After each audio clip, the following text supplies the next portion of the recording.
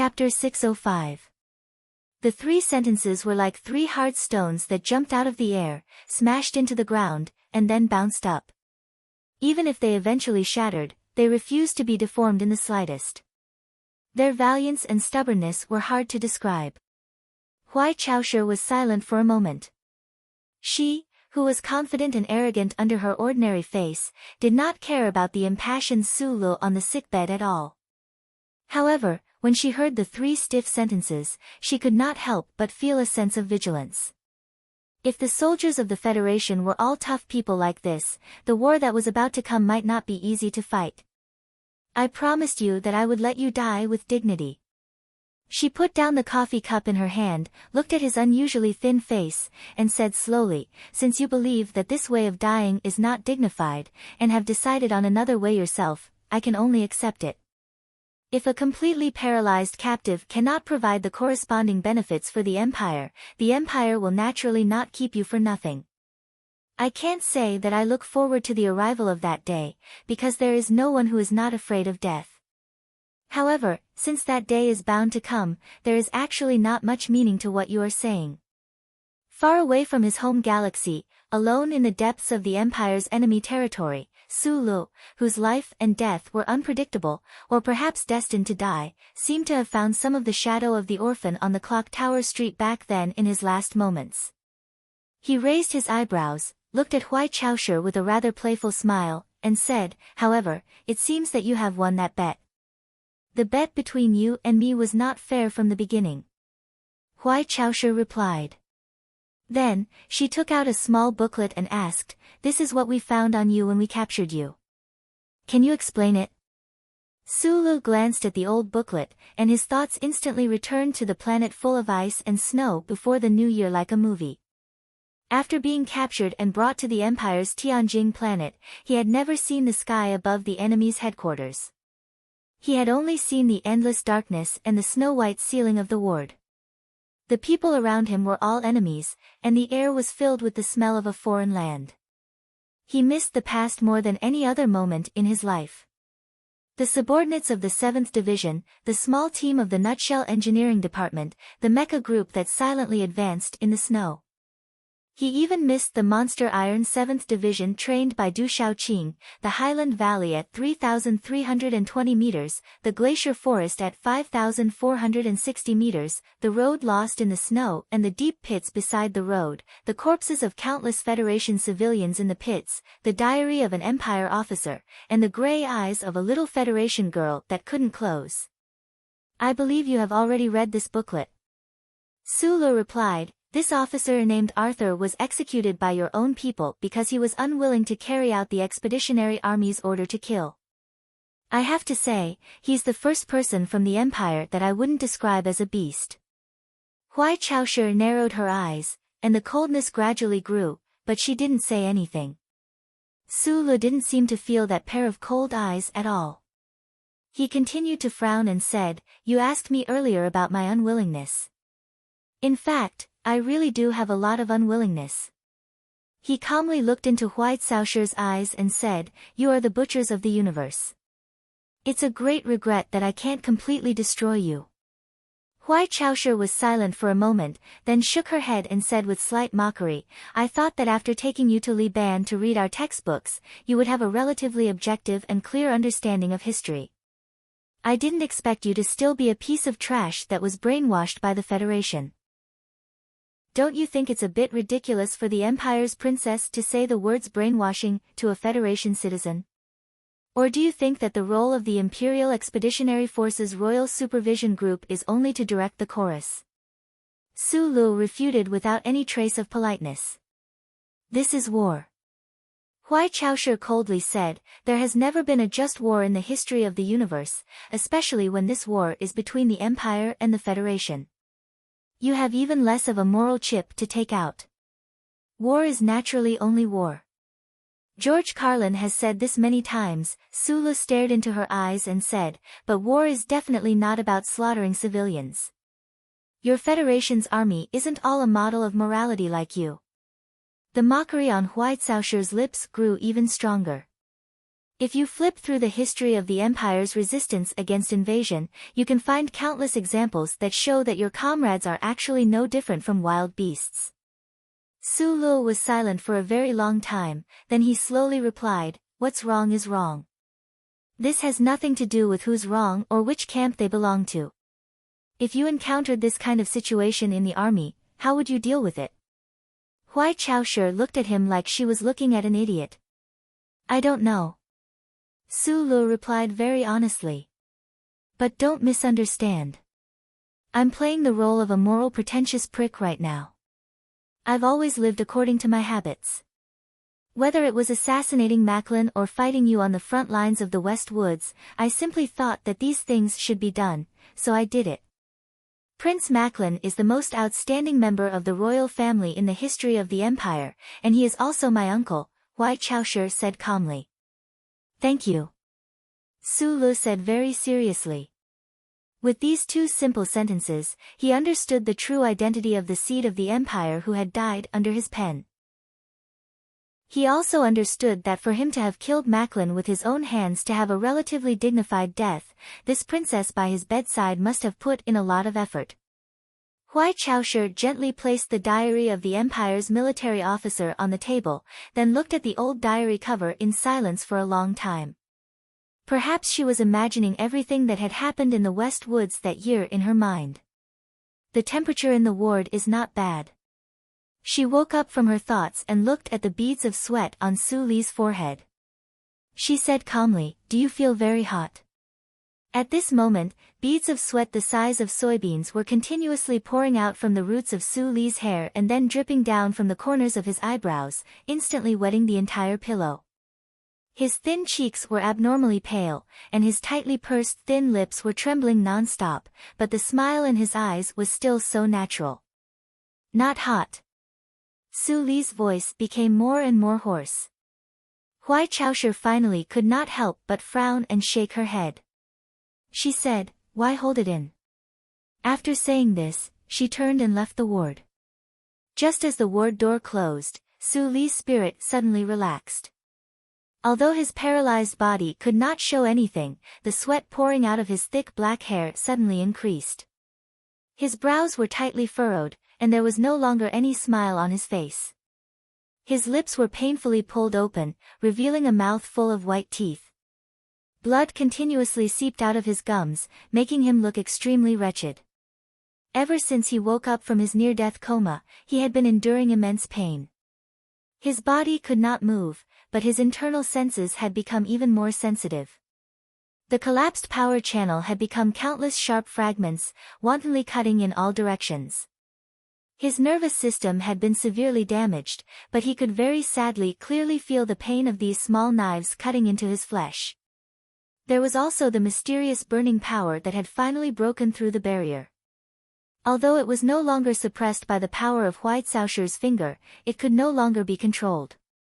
It ran up and down his body chaotically, turning into thousands of tiny scalding whips that lashed at every cell in his body, making him feel even the tiniest sensation. It was not a death by dismemberment, but it was even worse than that. Su Li's pain was unbearable. Even if he gritted his teeth until they were broken, he could not hold on for much longer.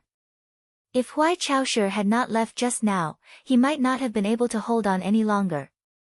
In order to die with dignity, one must first ensure one's own dignity.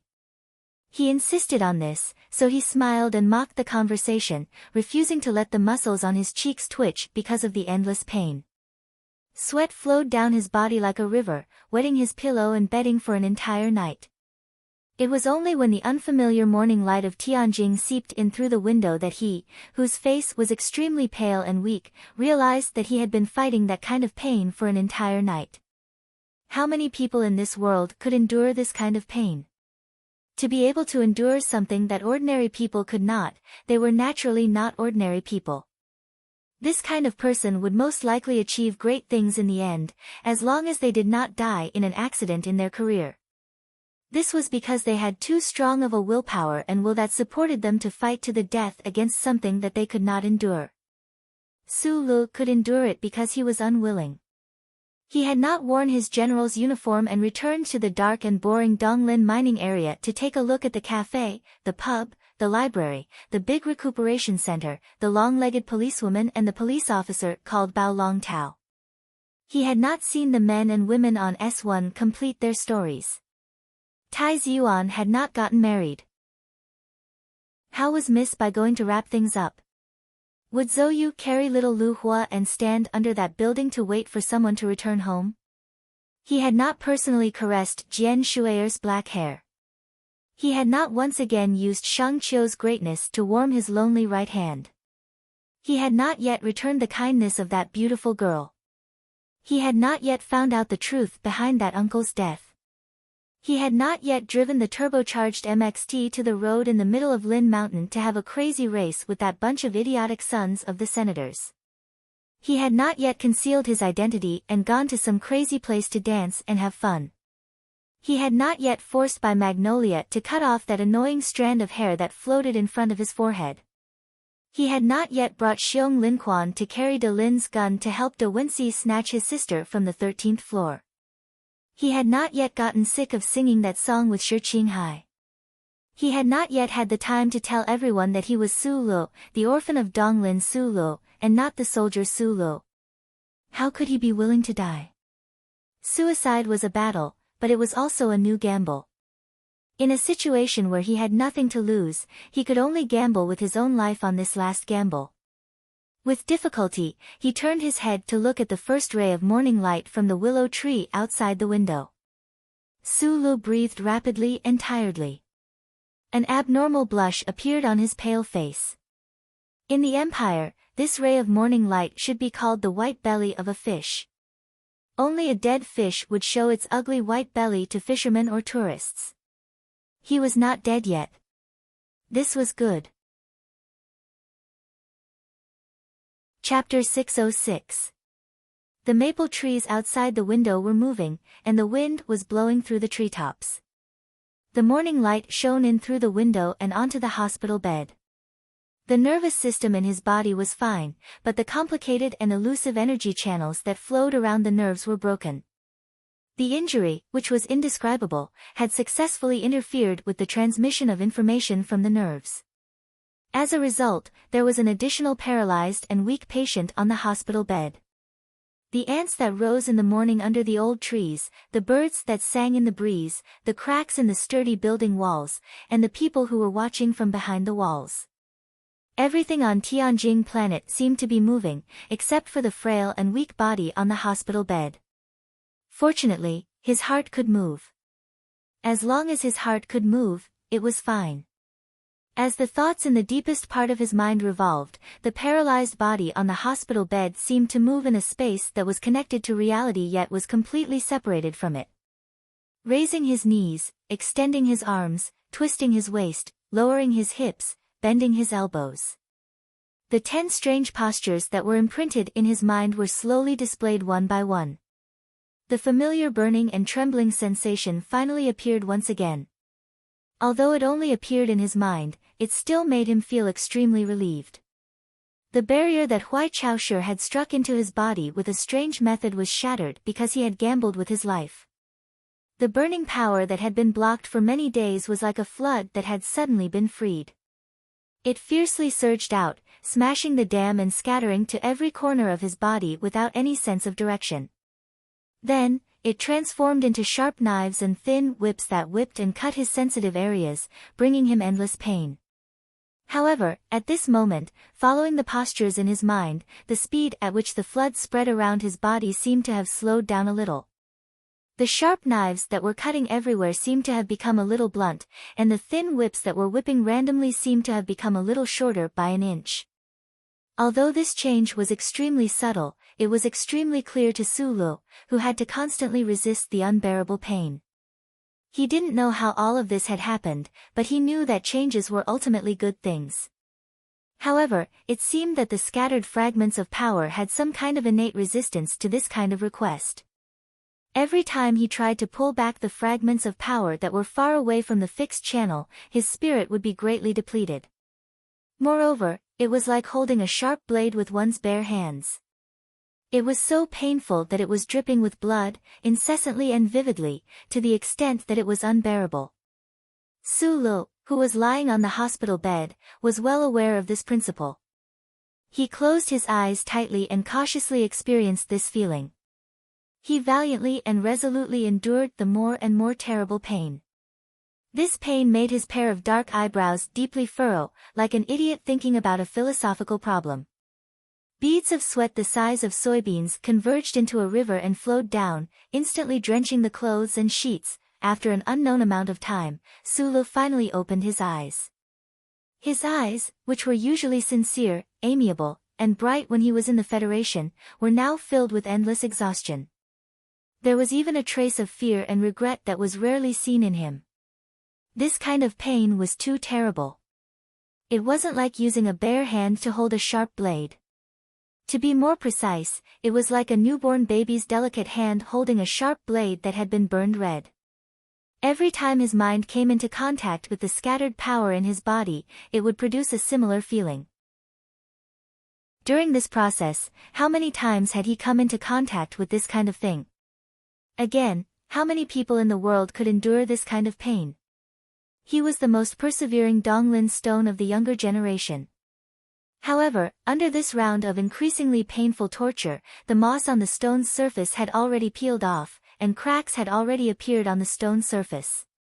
It was about to collapse and scatter. Under the influence of his will, the scattered burning fragments in his weak body gradually slowed down the speed at which they spread.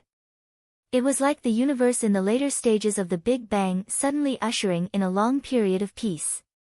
However, this kind of change was, after all, minute. Sulu didn't know how many more times he had to endure this kind of pain before he could achieve his goal. He didn't even know why he was doing this. Why was his will able to gather the scattered power? Or was this just his own hallucination under the pain? As an engineer officer who had received a materialistic education from a young age and whose dream was to become a mechanic officer, this was indeed a very big problem. During Sang Shuhai's escape, Wei Chaoshi, in order to ensure that this Federation mechanic genius could maintain his ability to move and keep up with her pace, had once seriously warned him not to attempt to break through the Jinchi restriction she had planted in his fingertips. Reality proved that this warning was true. However, Sulu had no other choice. The next day, he was to be executed in front of the royal palace. He had to take this risk. If he didn't succeed, he would become a ghost. At the very least, he would become a ghost with dignity, a combat ghost who made it difficult for the Empire's people's political ideas to be realized. If he succeeded, once he recovered the mysterious power in his body, then he would have a much better chance of escaping the Empire's control. He had no choice but to throw himself into this gamble, and he had to throw himself into it completely. Unfortunately, the result of a suicide attempt to break through the Jinchi restriction couldn't be said to be success or failure. He didn't die, but he also couldn't recover his strength. His entire body lay paralyzed on the bed, but he still didn't despair. Feng Yu had once taught him that the human body was a machine of the first order. He didn't know what ate rice was, what Jinchi was, and he didn't know that the Empire's royal family had meridians. However, he could describe the channels of the burning power in his body with his eyes closed. He could describe the flow of power with extremely precise numerical differences. He could accurately draw countless three-dimensional structural diagrams in his mind, just like how he deconstructed the MX mecha. Perhaps the three major systems of the human body were more complicated and even difficult to understand compared to metal such as mecha and battleships. However, he was Sulu, a mechanic genius that even Feng Yu secretly sighed with emotion. Just like repairing a mecha, he began to repair his own body. However, repairing the arm became a thought in his mind. In the past, probably no one had ever thought of such a solution to the problem. Li Pifu didn't, Feng Yu didn't, the strong people of the Empire didn't, no one. Because they weren't Sulu, they weren't the guy who had lived with a mechanical arm since childhood and dealt with machines all his life. There were many body cultivation halls in Philadelphia. Did body cultivation halls mean to repair the body? However, it seemed that he had never heard of a body cultivation hall cultivating someone like him. Even Mr. Tian only had amazing skills and strength. Su Lu looked at the snow-white ceiling and thought silently. Huai Chaoshi hadn't been here for many days. As the imperial princess and the highest-ranking officer of the Royal Intelligence Agency, she definitely had to deal with countless affairs, especially when the rebellion of the nobles had not been completely quelled. Several imperial doctors were quietly analyzing the state of his body beside the bed. The pain in his body was still constantly invading and destroying his will. If he didn't force himself to remember the past, he was really worried that he would faint from the pain. Other than recalling the past and secretly repairing his body, he spent most of his time thinking. He thought about the Federation Constitution, the computer problem, and his own problems. After all, the more he thought about it, the more confused and inconceivable he became. According to his personality, he usually didn't want to spend too much time thinking about things that he couldn't understand. However, he was paralyzed in bed right now. There was too much time and too much pain, so he didn't want to spend his days without thinking. The Imperial medical team didn't notice the subtle changes in his body. They only found that this captive of the Federation often had problems with the electrolyte balance. If they didn't save him in time, there were many times when he almost died due to excessive dehydration and circulation problems in his body. During these dozens of days, there were often nobles of the empire who came to visit. Occasionally, there would also be people from the Imperial Military Department who came to torture some information. Fortunately, because of Huai Caoshi's promise, he didn't suffer much. In fact, compared to the endless pain in his body, he didn't mind drinking some spicy water to distract himself. Other than that, no one in the hospital dared to talk to him on the bed, including the two female nurses from the Empire who had lush hair but were still beautiful. Only the snow-white ceiling and the pungent smell of antiseptic accompanied him. The maple trees outside the window were red, but Su Lu couldn't see them. He could only infer this result from the faint light reflected from the snow-white ceiling. He didn't know how long he had stayed in this hospital. At the beginning, he still had the mood to count the days and take deep breaths to welcome the morning light every day. However, the repeated pain made him numb, and the overlapping loneliness made him depressed. The counting of days didn't last long. Su Lu knew very well that this kind of days wouldn't last long. Once the Empire confirmed that he couldn't be squeezed out anything from him and couldn't stand up again as a target to explain to the nobles, he would naturally be killed. No matter how rich the nobles of the Empire were, they wouldn't raise a useless captive of the enemy. On a very ordinary day, the door of the ward was opened.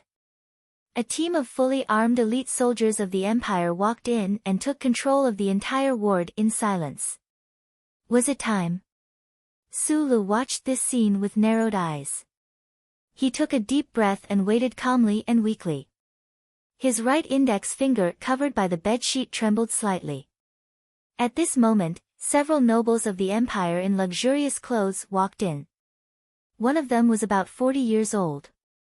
He looked at him on the bed expressionlessly and said, "Although a disabled person shouldn't be able to grasp the relevant etiquette, I still hope that you can learn something. Otherwise, you'll definitely know that being paralyzed is not the most painful thing in the world." The Federation language this person spoke was extremely awkward. Su Lu replied hoarsely, "I can understand the Empire language." "Very good." The official raised his eyebrows in surprise and said, "You should be mentally prepared. His Majesty wants to see you." Hearing this, Su Lu was extremely surprised. Why did the Emperor want to see him? But he immediately calmed himself down.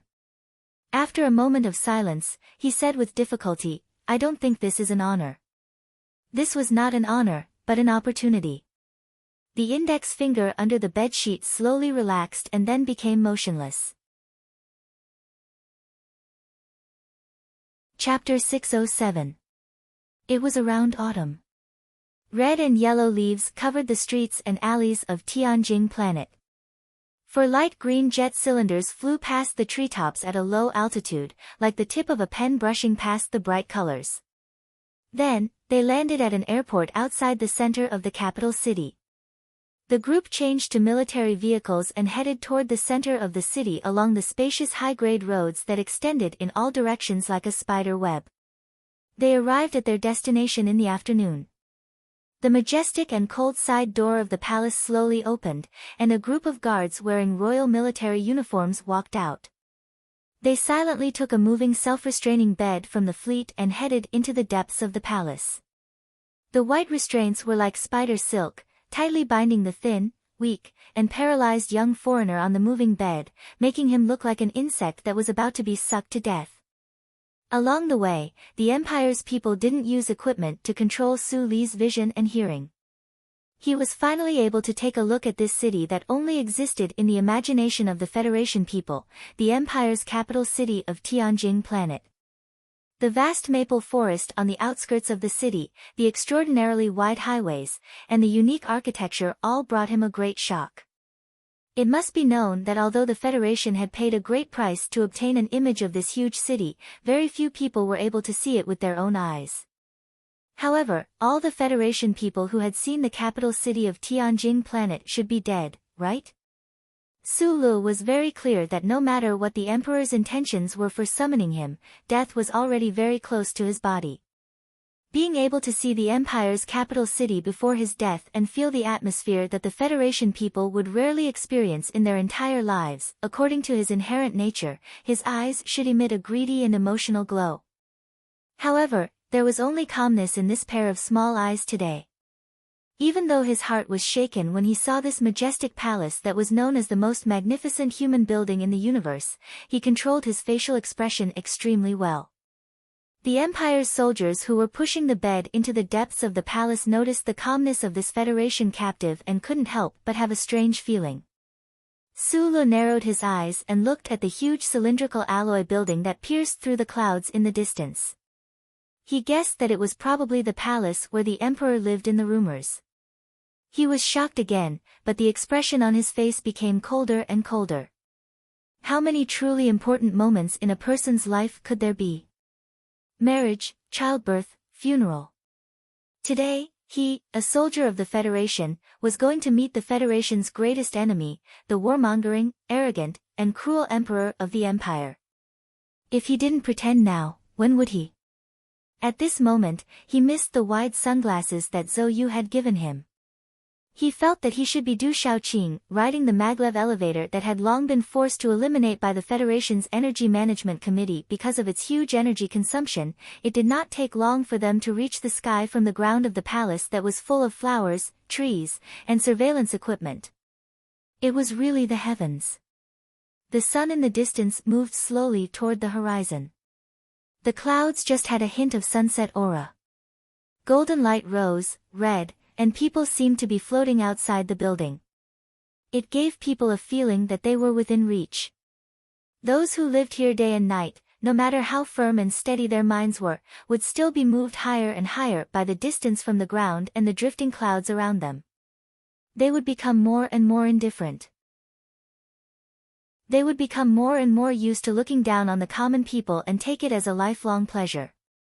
With a hint of criticism, the tightly bound Su Lu turned his neck with difficulty and retracted his gaze from the clouds outside the palace.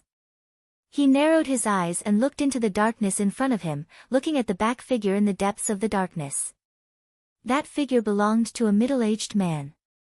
He wore a robe and sat on a soft couch. He held a golden sword in his hand and did not look back. A screen blocked in front of the soft couch.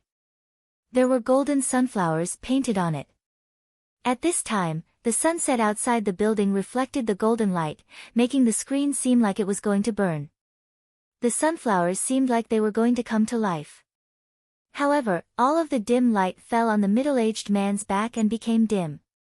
It was because he was the Emperor of the Empire, the man with the greatest power in the universe. No one in the Federation had ever seen the Emperor's true appearance.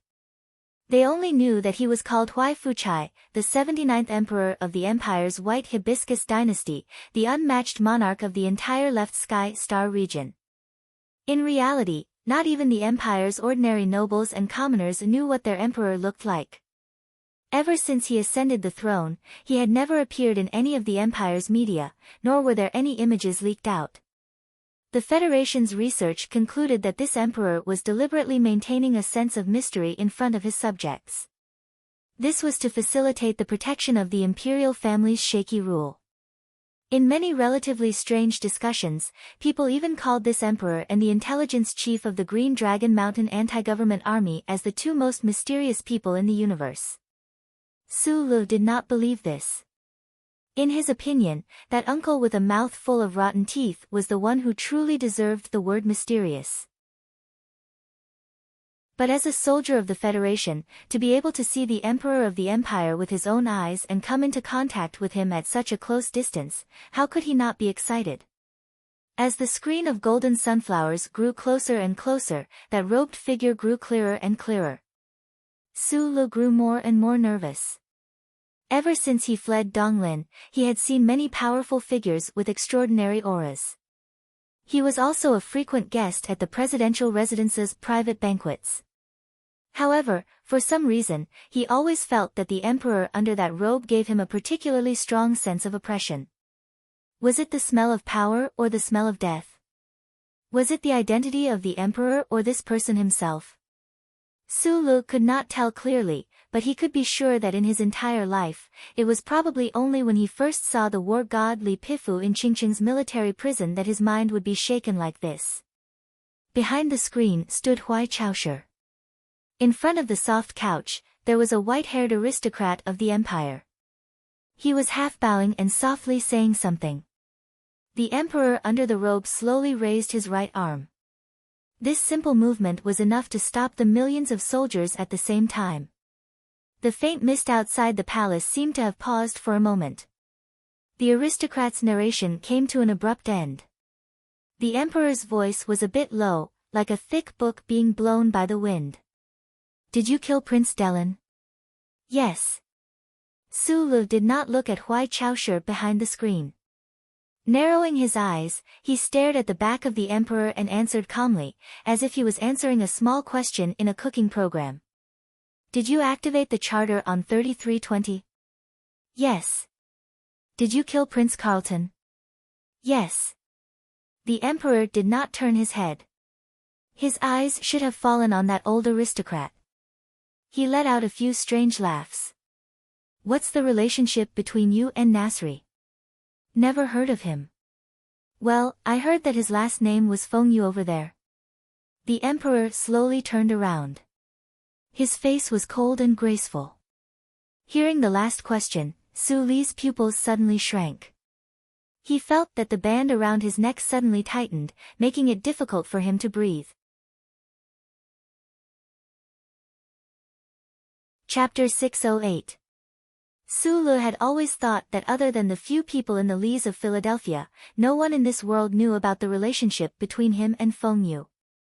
Who would have thought that in the empire countless light years away from his homeland, the emperor in front of him could reveal so many secrets with just one sentence? Huai Chaoshi, who was standing beside the golden sunflower screen, and the white-haired aristocrat in front of the soft couch had a bigger reaction than him. After hearing the name Nasri, Huai Chaoshi, who had always been calm, raised her head in shock. The aristocrat's eyebrows were raised extremely high, and then quickly fell. The empire's military minister, Prince Barou, was the emperor's brother. The disputes between the royal family and Master Fan's manor were not secrets to him. He knew very well what the name Nasri meant to the emperor. While he was shocked by the relationship between this Federation soldier and Nasri, he also thought sadly that since the emperor let him hear these things, he had probably already made a decision in his heart. Emperor Huai Fuchai slowly stood up, his long robe pouring down like flowing clouds. He ignored the shock of the three people in the room and looked at Prince Barou expressionlessly. I originally didn't need to explain Keaton's death to you, but I didn't think that you would be so stupid. You all always said that no one in this world could kill Keaton under such circumstances, so his death must be my scheme, Huai Chaoshi's decision. But now, Nasri's descendant has personally admitted that he killed Keaton. Do you have any new doubts? Prince Barou was silent for a long time. Finally, he no longer humbly bent his body and slowly stood up straight. His back was as straight as a pine tree. He looked at Huai Fuchai and said calmly, "Actually, I really don't need to explain. You should know very well that I have always been afraid of you. Keaton's death made my fear into rare courage. But I really didn't think that Nasri was actually still alive, and actually had a son." "There are many things in this world that people can't imagine," Huai Fuchai replied coldly. Prince Barou smiled bitterly and said, "In the end, you just want to convince me. You can rebel against me and try to overthrow my rule. In fact, ever since father chose me as the crown prince, you have been doing this for decades." Huai Fuchai put his hands behind his back, his gaze distant as he gazed at the distant clouds. He said slowly, "But I find it very difficult to accept that you would act because of such a stupid reason. I am even more unwilling to bear moral responsibility for something I have never done." Prince Borowski didn't answer anything. He silently tidied up his clothes and then walked to the railing. At the end of the railing, several soldiers were waiting to arrest the mastermind behind the nobles' rebellion. Prince Bo Wu smiled and touched the railing with his wrinkled hand. Then, he shook his head and fell down into the sunset. Huai Fuchai coldly looked at this scene. Seeing his own brother commit suicide by jumping off a building, his expression didn't change at all. Only his eyes that seemed to be able to see through the clouds looked down, as if he was chasing after the figure in the air. The tightly bound Sulu silently watched all of this. He knew that he had personally witnessed a page of the history of the empire. He didn't know what the truth of this noble's rebellion was, what kind of dangerous assassination the emperor encountered, what kind of valiant suppression of the rebellion, who that old noble was, but he could guess that with the death of that noble, this rebellion finally came to an end. The emperor probably tied him up and brought him into the palace to make these rebellious nobles believe that he had nothing to do with Keaton's death. Sulu pondered in silence, but he was startled by the burning gaze of the two people. He thought of that question again. From that sentence, it was obvious that the emperor knew the uncle. Could it be that the uncle was really a traitor? He looked up at the middle-aged man in front of him, narrowed his eyes, and asked hoarsely, "Can I know who Nasri is?" The emperor didn't answer his question. Instead, he looked at his face with a complicated expression and asked, "Where is he now?" "He's already dead," Sulu replied. The emperor was silent for a long time. He waved his sleeve as if to drive away an extremely unpleasant memory and a green fly. He said, "This kind of person should have died long ago. How do you know my relationship with him?" Sulu suddenly thought of a very fatal problem. If the imperial family knew Feng Yu's ability very well and knew that he had the means to take out the chip behind his neck, then how could they not guard against his escape? Li Pifu, this kind of person, will not have an illegitimate child. Huai Fuchai said indifferently, "And you are also a person of the Federation who knows ate rice, so you are naturally Nasri's son." Thinking of the conversation between the emperor and the nobleman, Sulu felt more and more strange. Why did the people of the empire insist that he was Feng Yu's son and not a student? Could it be that, as Huai Chaoshi had once said, this strange thing called ate rice shinchi was really a boring existence of blood theory? This is a very simple inference. What is very interesting is that in the entire universe, there are probably only a few people who can infer it. Huai Fuchai's face was cold and did not appear to be interested. "Now my question is, since he is dead, who should I vent the anger that has been accumulating for more than 20 years? A wind came from outside the building, not fierce, not gentle, just cold, such was the atmosphere of the scene. Standing by the screen, Huai Chaoshi, who had been silent all this time, suddenly raised his head and looked at his father. It seemed that he wanted to say something, but in the end, his lips were tightly pressed together and he did not say a word. I don't know what happened back then. Sulu did not explain to the other the true relationship between himself and Feng Yu. He looked at the emperor and narrowed his eyes. As for what you think, it does not have much to do with me. Right now, I am only one of your captives. Huai Fuchai held his hands behind his back and stood silently for a long time, as if he did not hear what he was saying. Then he slowly lowered his body and picked up the old rattan at his feet. The rattan was held tightly, and there were faint traces of old black blood on it. The rattan fell heavily. It did not dance like a flower, but viciously split open the air and then tore at the bandages and restraints on Su Li's body. It tore at his flesh, carrying endless resentment and anger, venting the hatred of a monarch that came from who knew where. Pa! Pa! Pa! There were countless small metal hooks hidden in the rattan. Each swing was like the terrifying kiss of a tiger's tongue, scraping off a thin layer of flesh, causing extreme pain. Huai Fuchai silently and forcefully swung the rattan like a calm madman, whipping the completely paralyzed young man. The sound of wind breaking and the sound of cloth being rolled up mixed together in the palace. Su Li's face was abnormally pale, his eyes abnormally bright. Paralyzed, he should not have felt pain, but this kind of humiliating torture seemed to hurt his heart. The wind whistled past, and a miserable wound appeared on his chin. He did not close his eyes. His bright eyes were round with anger as he stared at the crazy monarch in front of him. He spat out blood and roared, "I'll fuck your mother." Chapter 609. People who were humiliated, tortured, and hurt would occasionally cry out in despair. Pain would make people sob, make people toss and turn, make people bite the corners of their quilts, break out in cold sweat, and lean against the corners of their chairs with yellow faces.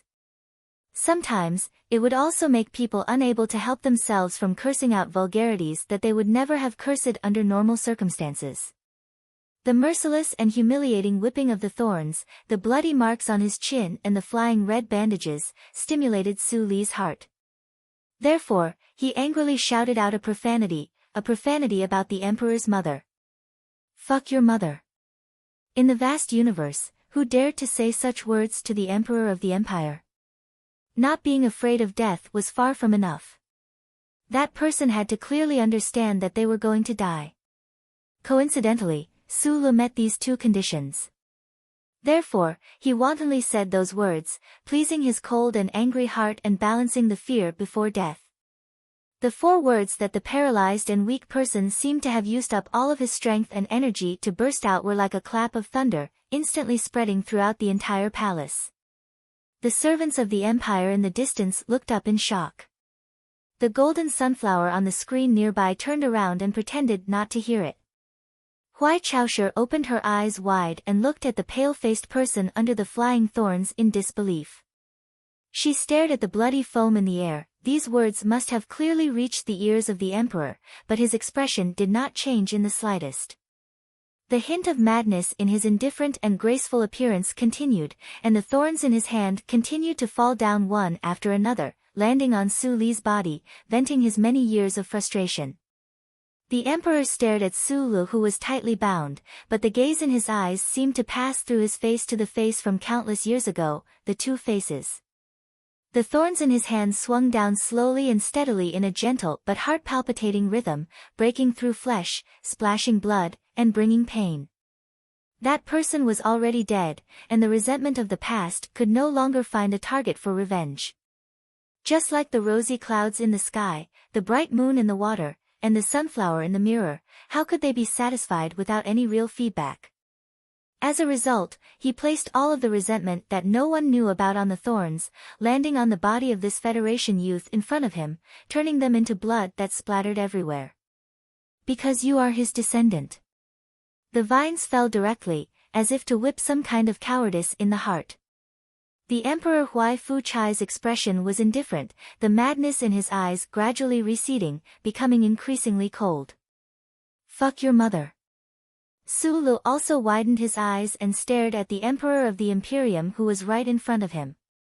Every time his body was hit by a thorn, his grayish-white thin lips would open and repeat the same profanity. Compared to the first time, his voice was much weaker, but it was still clear enough for the Emperor in front of him and Huai Chaoshe beside him to hear it clearly. With a bang, the ratchet fell down. Fuck your mother. With another bang, the ratchet fell down again.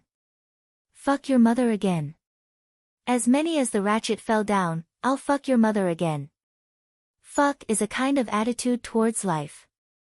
This is a kind of attitude of not lowering one's head, not blinking, not narrowing one's eyes, only staring at you, unyielding, unavoiding, and fearless. Even if you are the most powerful person in the universe, even if you can make millions of people shed blood into rivers with a single word, you still can't not let me fuck you. You can use a red iron needle to sew my mouth shut, but I can use my finger to write a large, fuck character. You can cut off all of my 10 fingers, but I can still silently chant the bright, fuck character in my heart. Of course, you can kill me, but since death is already here, why not fuck me a few more times before death? The emperor didn't have anyone seal his mouth, only lowering his head slightly, as if he was carrying out some kind of ritual, slowly and forcefully whipping his body.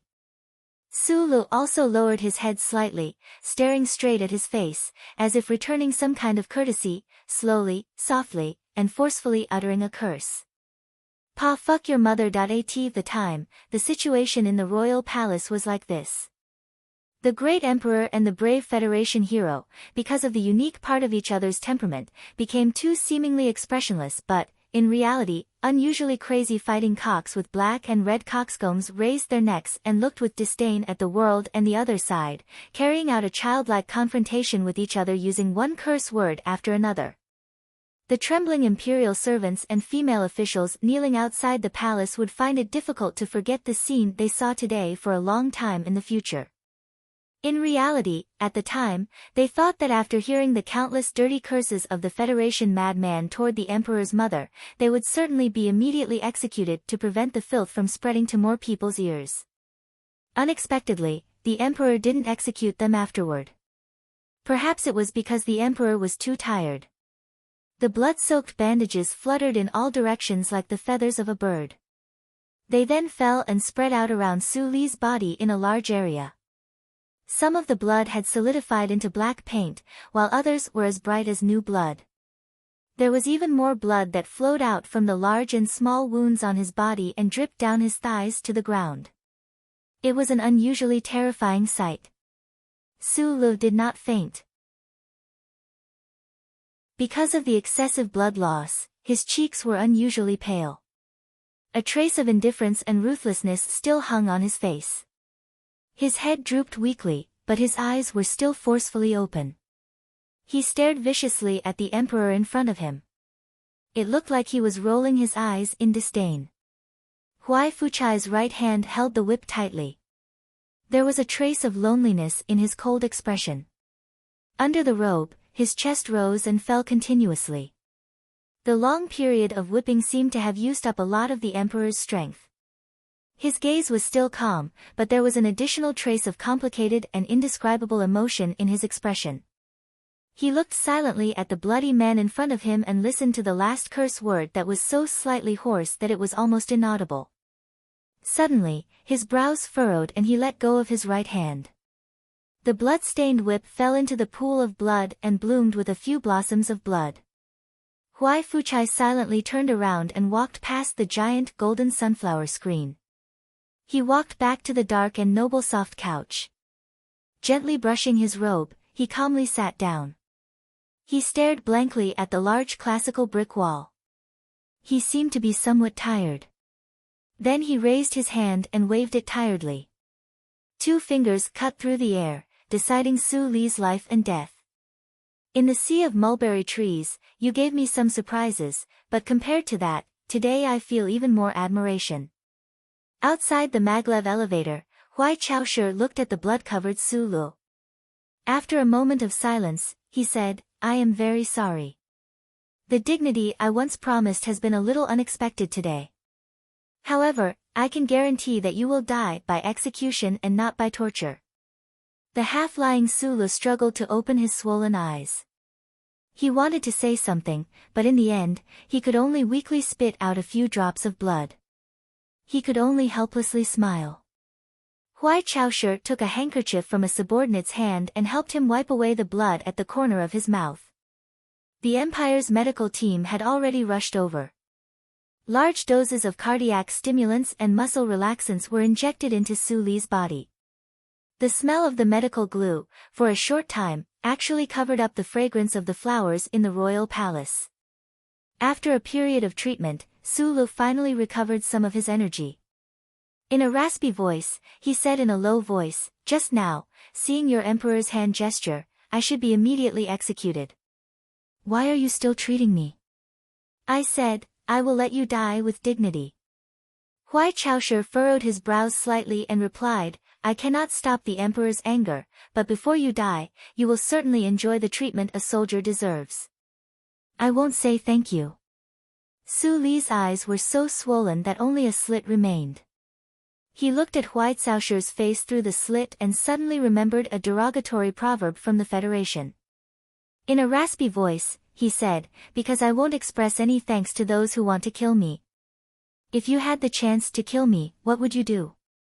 Huai Caoshi asked. "Of course I would kill you." Su Li's reply was very honest. In the foreseeable future, the princess in front of him was, without a doubt, the most powerful and terrifying enemy of the Federal Army. If there was a chance to eliminate her from history ahead of time, no Federation soldier would hesitate in the slightest, even if she was a young woman. Huai Caoshi smiled.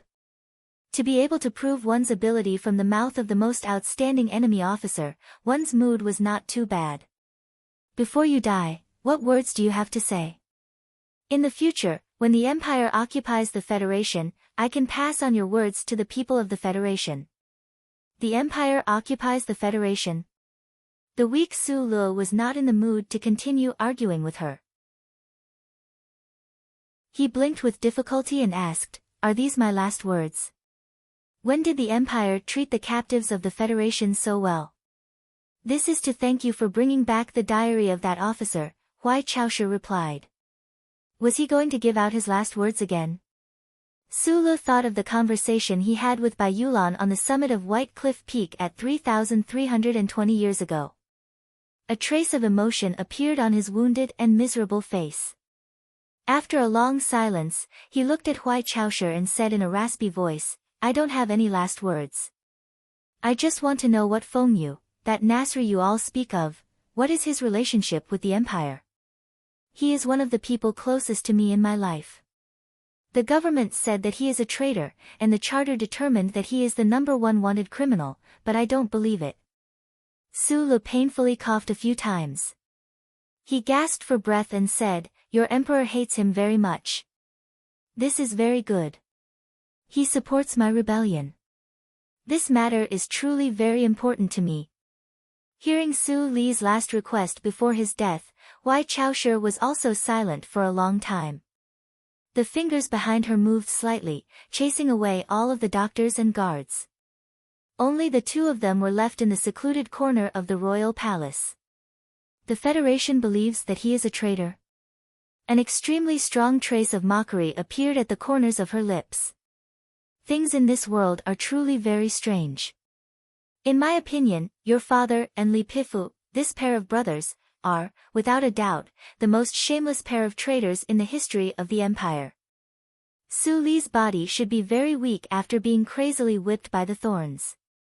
His hearing was somewhat damaged. The blood that flowed down his temples gradually coagulated when it entered his ears. The sounds of the outside world seemed even more indistinct. He tilted his head slightly with difficulty, wanting to clearly hear what Huai Caoshi was saying. Uncle Feng Yu and military god Li Pifu were traitors to the Empire? Or did he hear wrong? Fuck.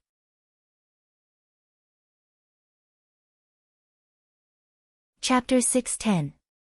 A few years ago, in the mech combat training room in Section H1 of the Yue University Library, Su Lu used the channel of burning energy to replace the nerves and veins in his body, transmitting the instructions from his brain to every part of his body.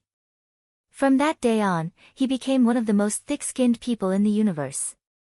Until now, when the channel collapsed, the burning energy was still wandering in his body, and his nerves were even thicker than before.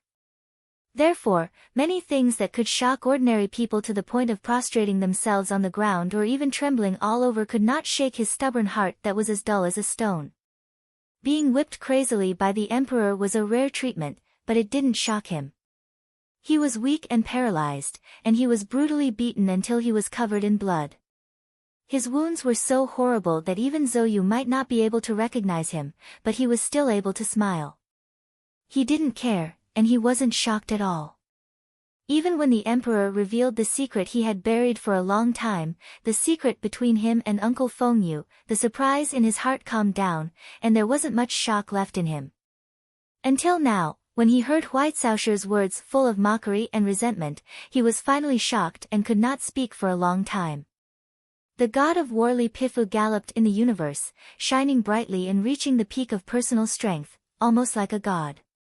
Uncle Fengyu's body shook, fighting against more than 10 military mechs with his bare hands. He was so strong that it was dazzling. No one knew when this pair of brothers suddenly appeared in the Federation, showing their extraordinary strength in different fields and light and shadow, fighting against the glory of the Empire and the Charter. However, their ability was not passed down. No matter how many close combat masters there were in the Philadelphia cultivation gym, even geniuses like Mr. Tian, no one could approach the level of the brothers. According to Huai Caoshi, the Xinqi that Uncle Feng taught him should be called 8 rice, and this Xinqi was the secret ability of the imperial family. It seemed that this was enough to explain many things. They are from the Empire. Su Lu did not need to squint his swollen eyes to express his inner feelings as usual. He stared at Huai Caoshi in front of him and asked in an incredulous tone. After a long silence, Huai Caoshi narrowed her eyes and said, "Fortunately or unfortunately, the people of the Empire can hardly learn the ingratitude of the people of the Federation." Su Lu understood this sentence and suddenly felt a wave of relief mixed with lingering fear. If the Federation's war god and his teacher were really brothers of the Empire, he really found it hard to accept this absurd fact. However, following Huai Caoshi's denial, even more questions poured into his mind. If the brothers Li Pifu were not from the Empire, where did they learn their amazing abilities?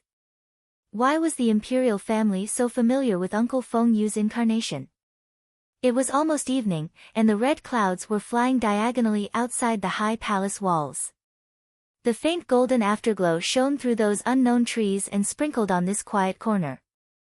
They came to the Empire to study. When did that happen?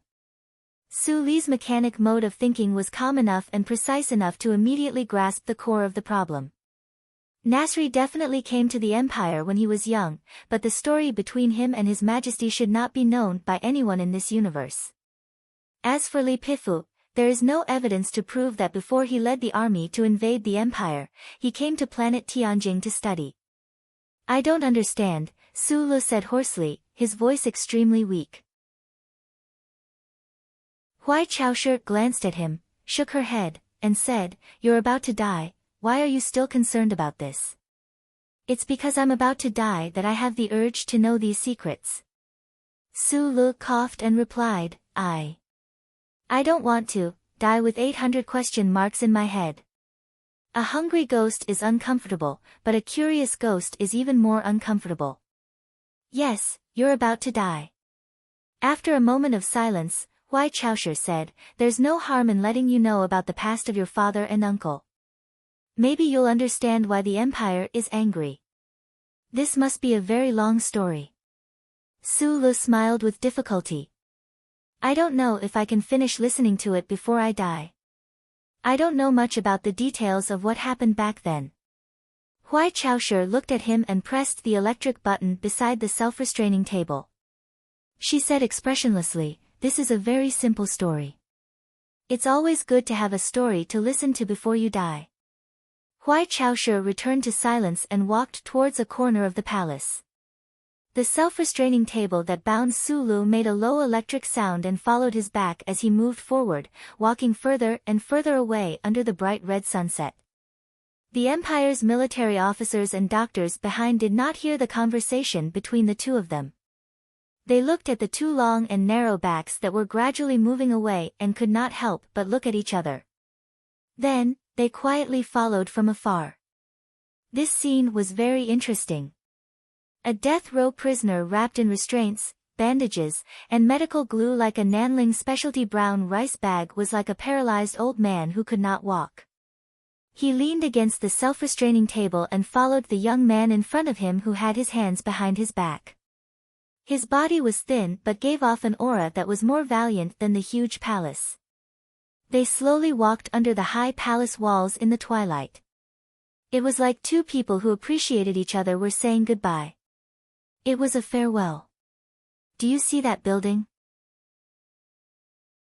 Huai Chaoshi stood on the high palace wall and squinted at the civilian district in the west shrouded in the twilight. She pointed at a completely white courtyard in the midst of the low residential buildings. Su Li's eyes were swollen. He looked with difficulty for a long time and then nodded. He did not know what the little story before his death had to do with that inconspicuous courtyard. That is the most sacred place in the entire empire other than the imperial palace. Huai Chaoshi had a leisurely expression. The Great Master Fan Manor. The Great Master Fan Manor. Su Lu silently repeated this strange name in his mind. He felt like he had heard of it somewhere before. The Great Teacher is the most respected title in the empire, but not many people know about it because they do not care about the reputation in the secular world. Huai Chaoshi slowly explained, every great teacher is a rare genius. Perhaps it is in the academic field, the economic field, or some other field. In short, they are the most secret and also the most important foundation of the empire. You mean? Su Lu was confused and asked, this position is hereditary. Correct. A family that always produces geniuses. After a moment of silence, Su Lu shook his head with difficulty and said, I am a member of the Federation. I believe in equality. I do not believe that fate itself will create this kind of unfairness. There has never been such a thing as innate fairness in the universe. Huai Chaoshi said indifferently, only those with royal blood have the chance to master the 8 rice true qi. This is unfair, but it is also the truth. So you have to admit that the Creator has chosen the royal family to lead the ordinary people of the empire from the beginning. The war god and the Nasri brothers are not people of the empire, so naturally, it is impossible for them to have royal blood. I am also not from the empire, but we have both mastered it. Huai Chaoshi narrowed his eyes, seemingly troubled by this question. After a long silence, he said, perhaps the Creator has chosen you and the Li brothers on your side. Should I feel honored? Su Lu shook his head. You should feel honored. Huai Chaoshi gave a simple comment and said directly, now, let us begin this simple story. Please. After or before the Empire and the Federation met, an Empire spaceship passed through the space channel and entered the Federation's territory, landing in a place called Feicheng.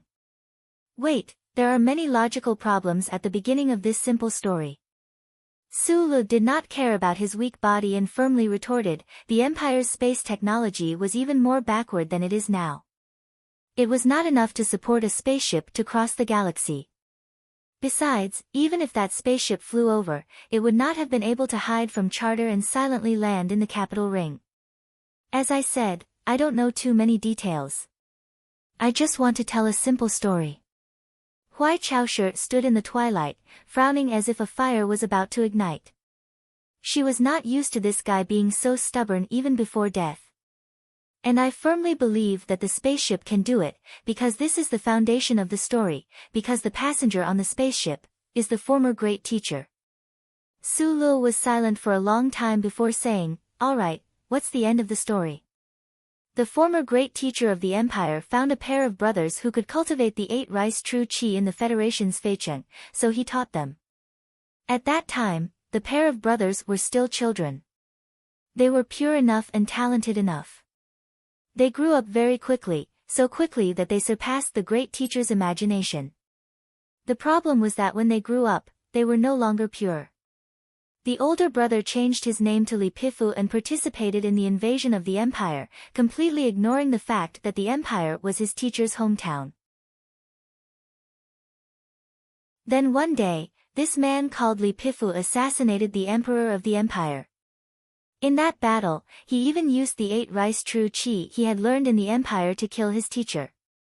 And then? There's no then. The setting sun outside the palace walls was like a crack in Su Li's eyes, from which countless streams of blood flowed. White Saoshir's simple words described a major event that had happened several decades ago. Perhaps this major event would never be recorded in history, but that great teacher who was far away from the empire, those two ignorant children who were learning true qi in Feicheng, had personally written a few lines of words in history that could never be erased. In this simple story, there was the former great teacher's inconceivable journey into space, the integration and separation of races, the friendly teaching and ruthless betrayal, and the great psychological struggle and painful torment of races. There was also blood. This is truly an extraordinary story. Su Lu knew that she had no reason to lie to him at this moment. Although there were still countless questions that had not been answered, just this information alone was enough to make him shocked again and again, perplexed again and again.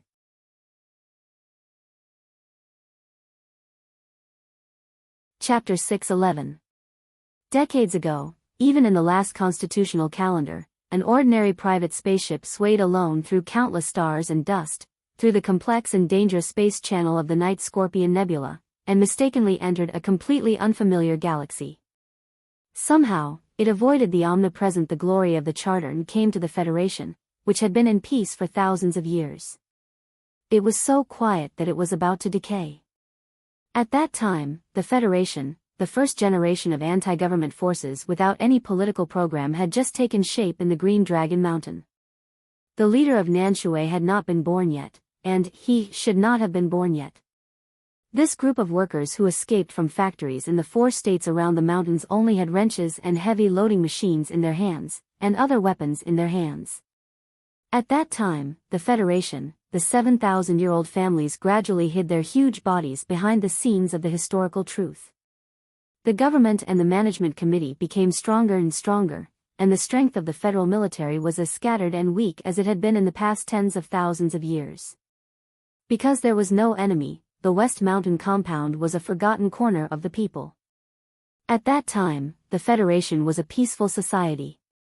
People enthusiastically praised the countless different styles of Master Schiller's plays, and were content to find excitement from those bizarre and strange stories to pass the time of their stagnant lives. At the same time, they also balanced the boredom caused by years of eating synthetic protein meat.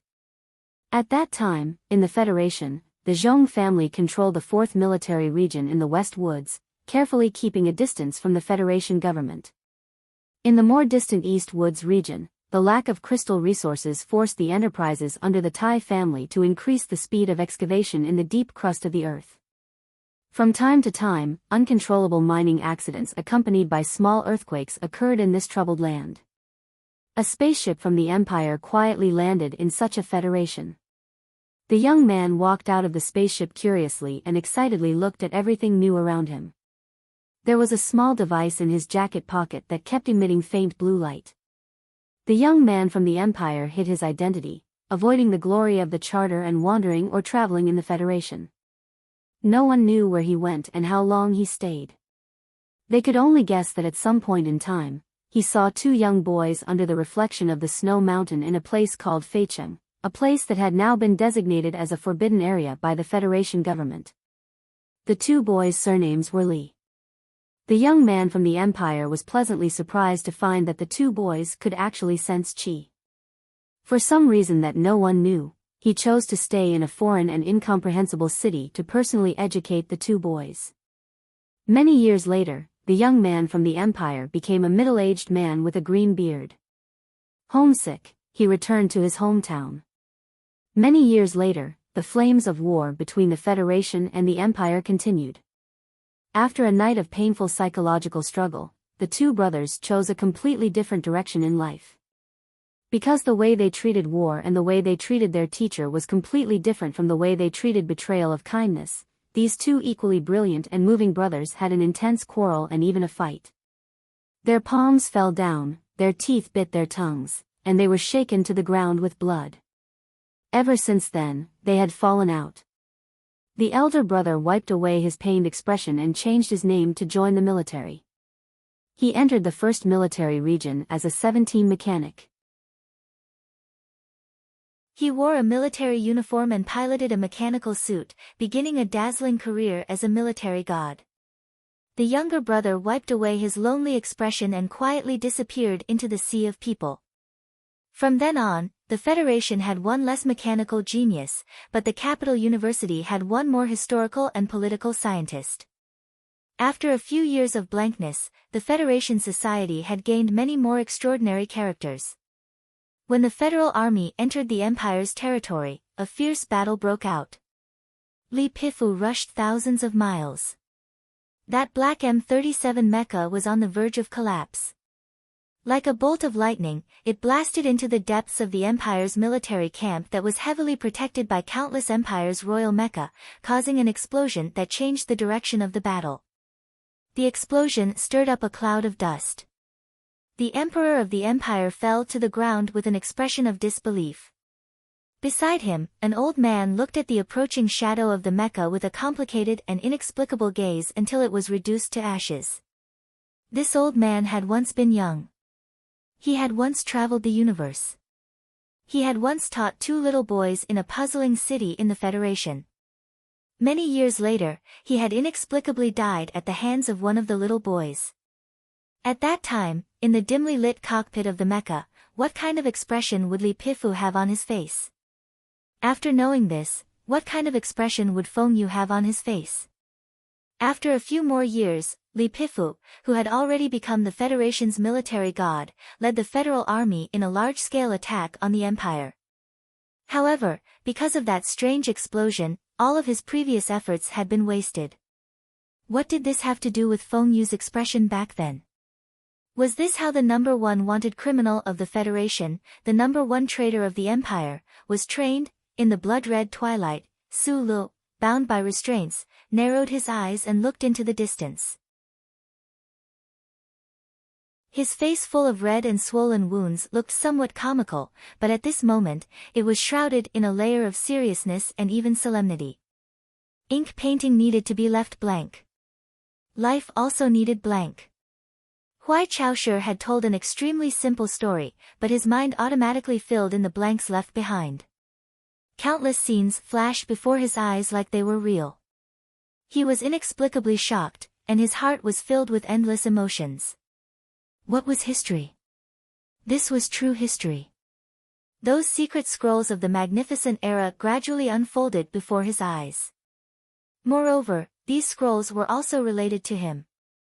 How could he not be moved? Under the Twilight Palace walls, there was a long silence. Huai Chaoshi quietly looked at the luster on his face, experiencing the emotions in his heart at this moment. She suddenly felt a faint emotion in her heart. The Great teacher, he must be an extraordinary person. A hoarse voice finally broke the silence on the palace walls.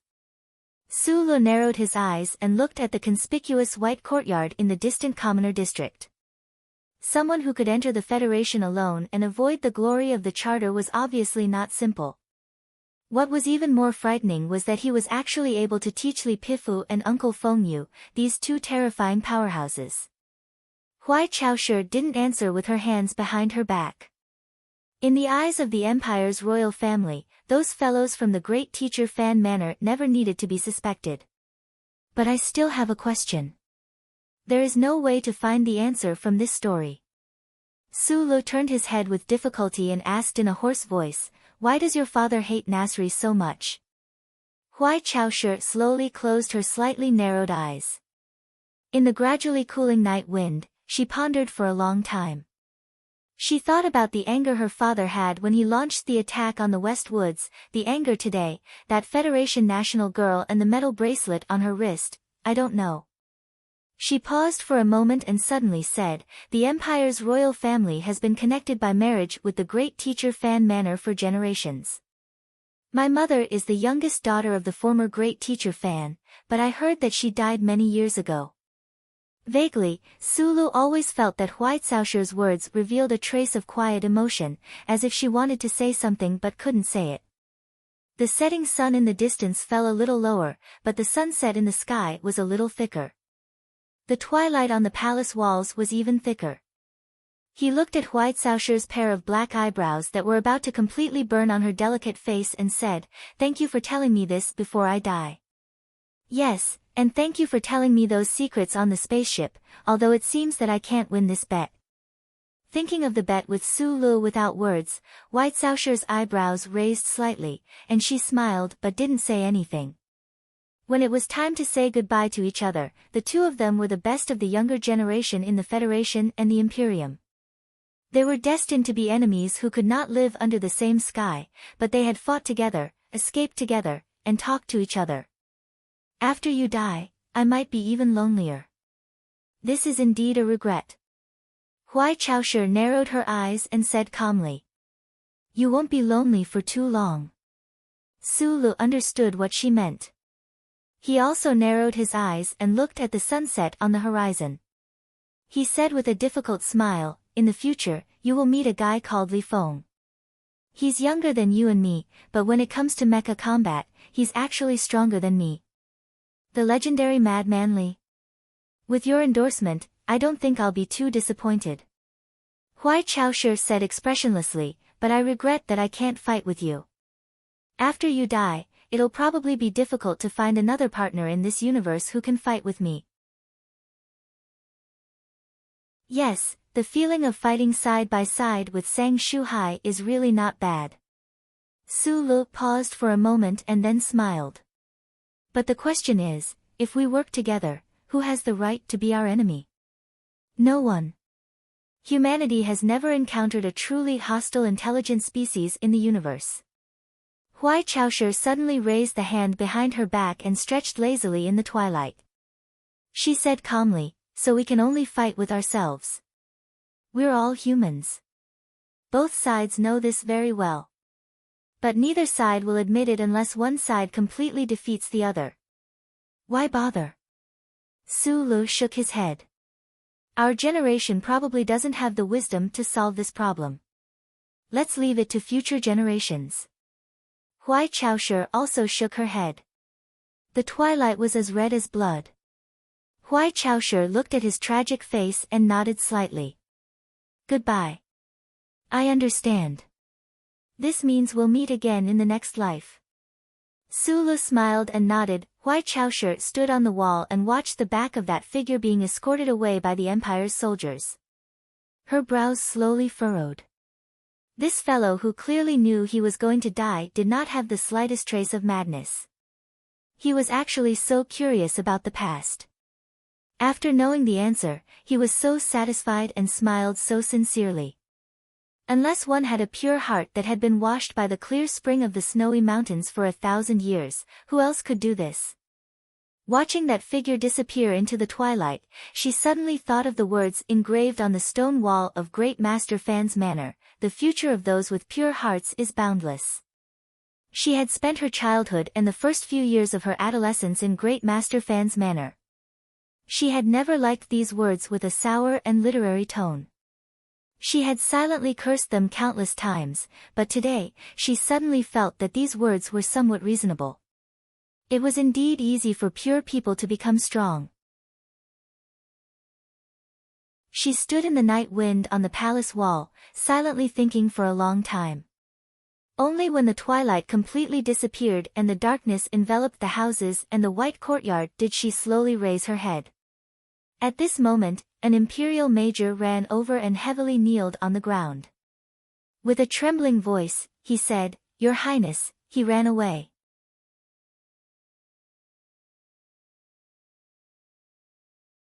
Chapter 6:12.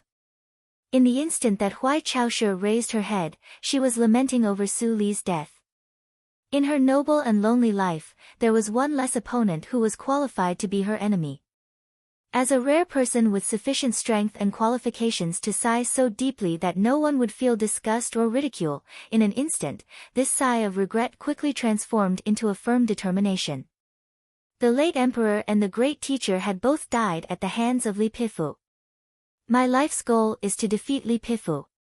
Even if he is old and bedridden, I must still defeat him. The night wind blew in her face. Just as she was filled with lofty aspirations, she saw the officer run over in a panic and fall to his knees. She heard the officer say in a trembling voice, "Your Highness, he ran away." Huai Chaoshi furrowed her brows and narrowed her eyes. Just like how Sulu had doubted her hearing a few minutes ago, she also began to doubt her ears. Her Highness was naturally talking about her, but who was he? Who ran away? Her furrowed brows suddenly rose, and a trace of coldness appeared in her narrowed eyes. She had clearly confirmed that his meridians were all broken and his entire body was paralyzed. Today, he had been beaten to such a weak state by the Emperor. How could he run away under the escort of a group of fully armed soldiers? Huai Chaoshi walked down. Her military uniform was stiff and full of murderous intent. She slapped the officer heavily to the ground and scolded in a deep voice, "Useless thing." The officer struggled to stand up and once again lowered his head and knelt at her feet, not daring to make the slightest argument. Location. She quickly walked out of the palace and took the communication device from the hands of her subordinate. She knew that this news should have already reached her father's ears. Jingbo Lake, a spaceship has crashed. The escaping soldiers report that the prisoner is not in the cabin. The nearest guard battalion has already rushed over. The officer stood up and didn't even bother to pat the dust on his knees. He staggered behind her and reported in as concise and accurate a language as possible. Inform the Royal Transportation Department to close all docks and stations. Inform all district defense offices to turn on all chip scanning devices. Order the 2nd Royal Mecha Battalion to rush to Jingbo Lake as quickly as possible. Huai Chaoshi walked forward quickly. Using the equipment in her hands, she issued her orders to all the important departments on Tianjing planet. Her expression was unusually cold. She did not know why Sulu suddenly had the ability to move, nor did she understand why the bomb on his shoulder did not explode. A faint worry surfaced in her heart. After a moment, she regained her composure. Thinking of the chip behind that guy's neck, she took a deep breath and said expressionlessly, "Send out all the ground troops in the Weishu district. I want no one to miss anything within a 40 square kilometer radius of Jingbo Lake. The focus of the search is the forest in the south. Advance in echelons, and kill them all." The chips on the back of the Federation people's necks were like lights in the dark night. The buildings in the Empire District were densely packed with chip pulse monitoring devices to guard against Federation spies.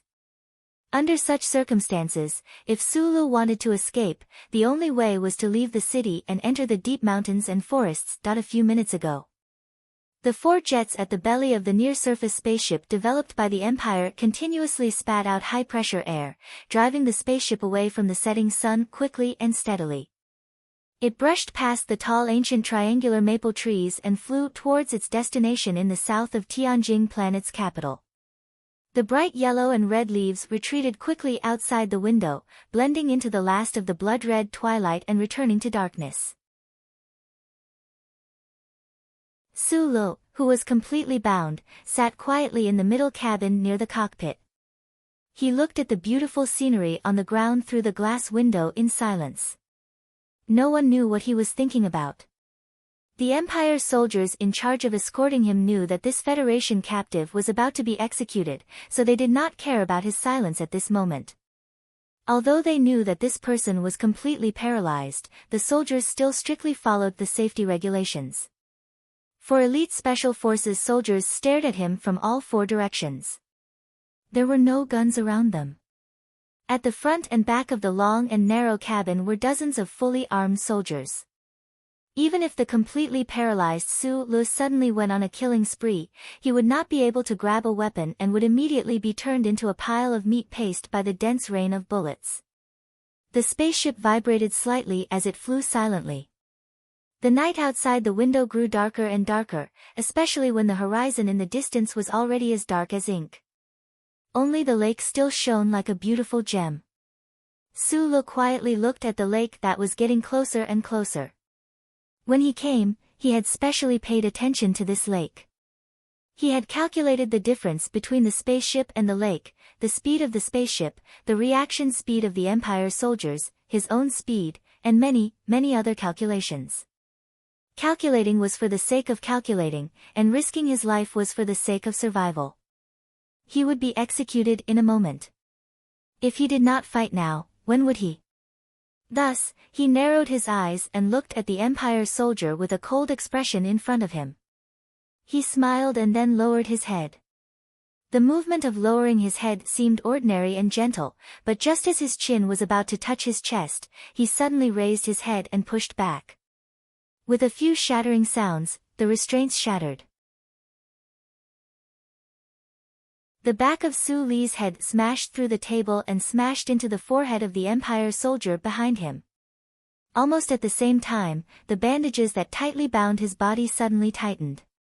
The hard synthetic fibers seemed to be affected by some kind of huge force and rapidly stretched as if they were about to break. Su Li narrowed his swollen eyes and quickly lowered his head, slamming his head into the Empire soldier who was about to open his mouth and shout. Head to the left. Head to the right. Four dull and terrifying sounds of skulls shattering rang out. The four Empire Special Forces soldiers around him did not even have time to make a sound before their skulls shattered and they slid to the ground limply. At this time, the restraints on Su Li's body finally broke. Countless snowflake-like fragments of the dense fiber bands sputtered like a huge snowball bursting open. Amidst the flying bandages, his body turned into a black shadow and pounced forward with a roar. His feet stepped on the cabin wall, leaving a faint footprint on the alloy wall. His right hand seemed to have casually swept, and the heavy metal chair that he had calculated beforehand was in his hand. With a shake of his right arm, the scorching power that was wandering all over his body suddenly converged into an extremely powerful force. Accompanied by a violent roar, he threw the metal chair in his hand over. His speed was already extremely fast. This throw that contained the power he had been hiding for many days turned the metal chair into a stream of metal light. It cut through the air with a shrill sound and rushed forward at high speed, smashing into the group of armed soldiers. Countless pieces of flesh and blood burst out. The power was comparable to that of a cannonball. The distance of 7 meters was covered in an instant. With a loud bang, the heavy metal chair smashed into the cockpit door, creating a cloud of smoke and dust. Su Li followed closely behind and ruthlessly kicked down. Because he used too much strength, the wound on his face at this moment burst open a little. Drops of blood splashed out. His facial features were extremely ruthless and looked extremely terrifying. In the end, the Empire soldiers responsible for guarding him were too relaxed. No one would have thought that a person who was judged by His Highness to be completely paralyzed could actually go on a rampage and kill people. He clearly looked very weak before, but once he went on a rampage, he was like a crazy tiger. It was not until Su Li violently blasted open a bloody path with the chair and kicked open the cockpit that the Empire soldiers in the spaceship finally reacted and raised the guns in their hands. It had to be admitted that the reaction of the Empire soldiers at this moment perfectly displayed excellent military training and terrifying discipline.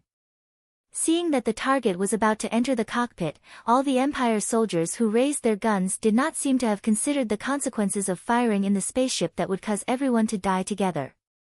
They pulled the trigger without hesitation. Pooh! Pooh!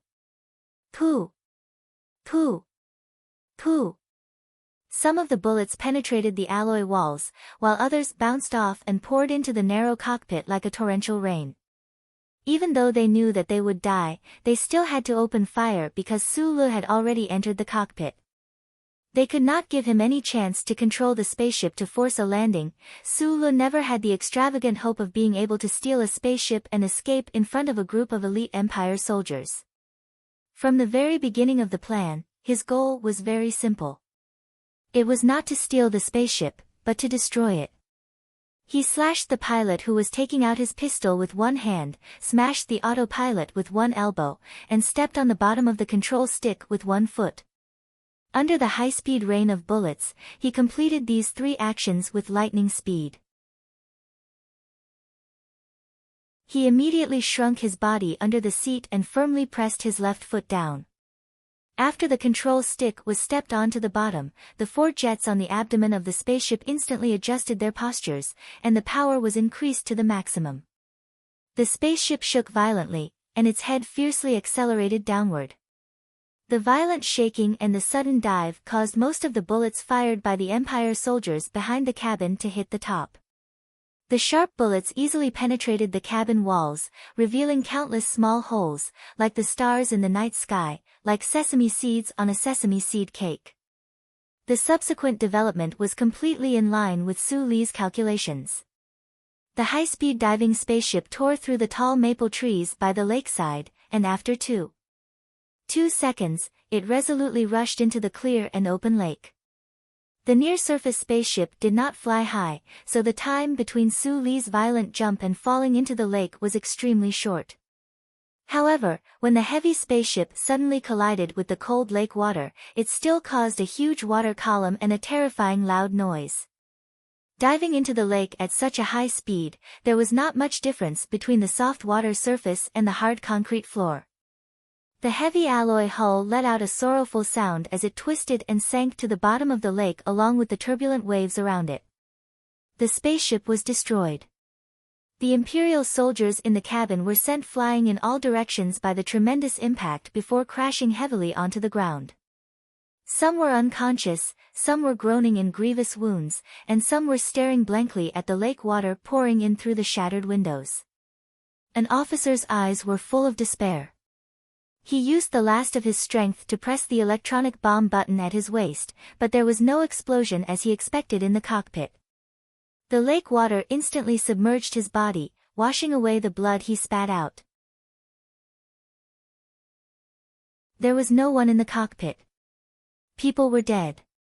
Su Li began to flee.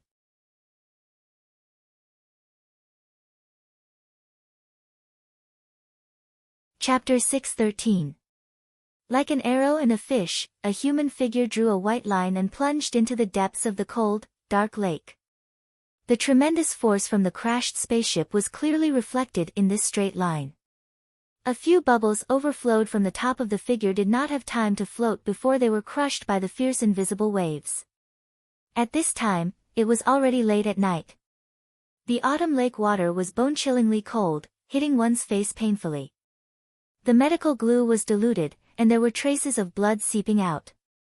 However, like those bubbles, they quickly merged into the lake water, and no traces could be found. The tremendous pressure from all directions invaded him, but Su Li's miserable face did not show any reaction.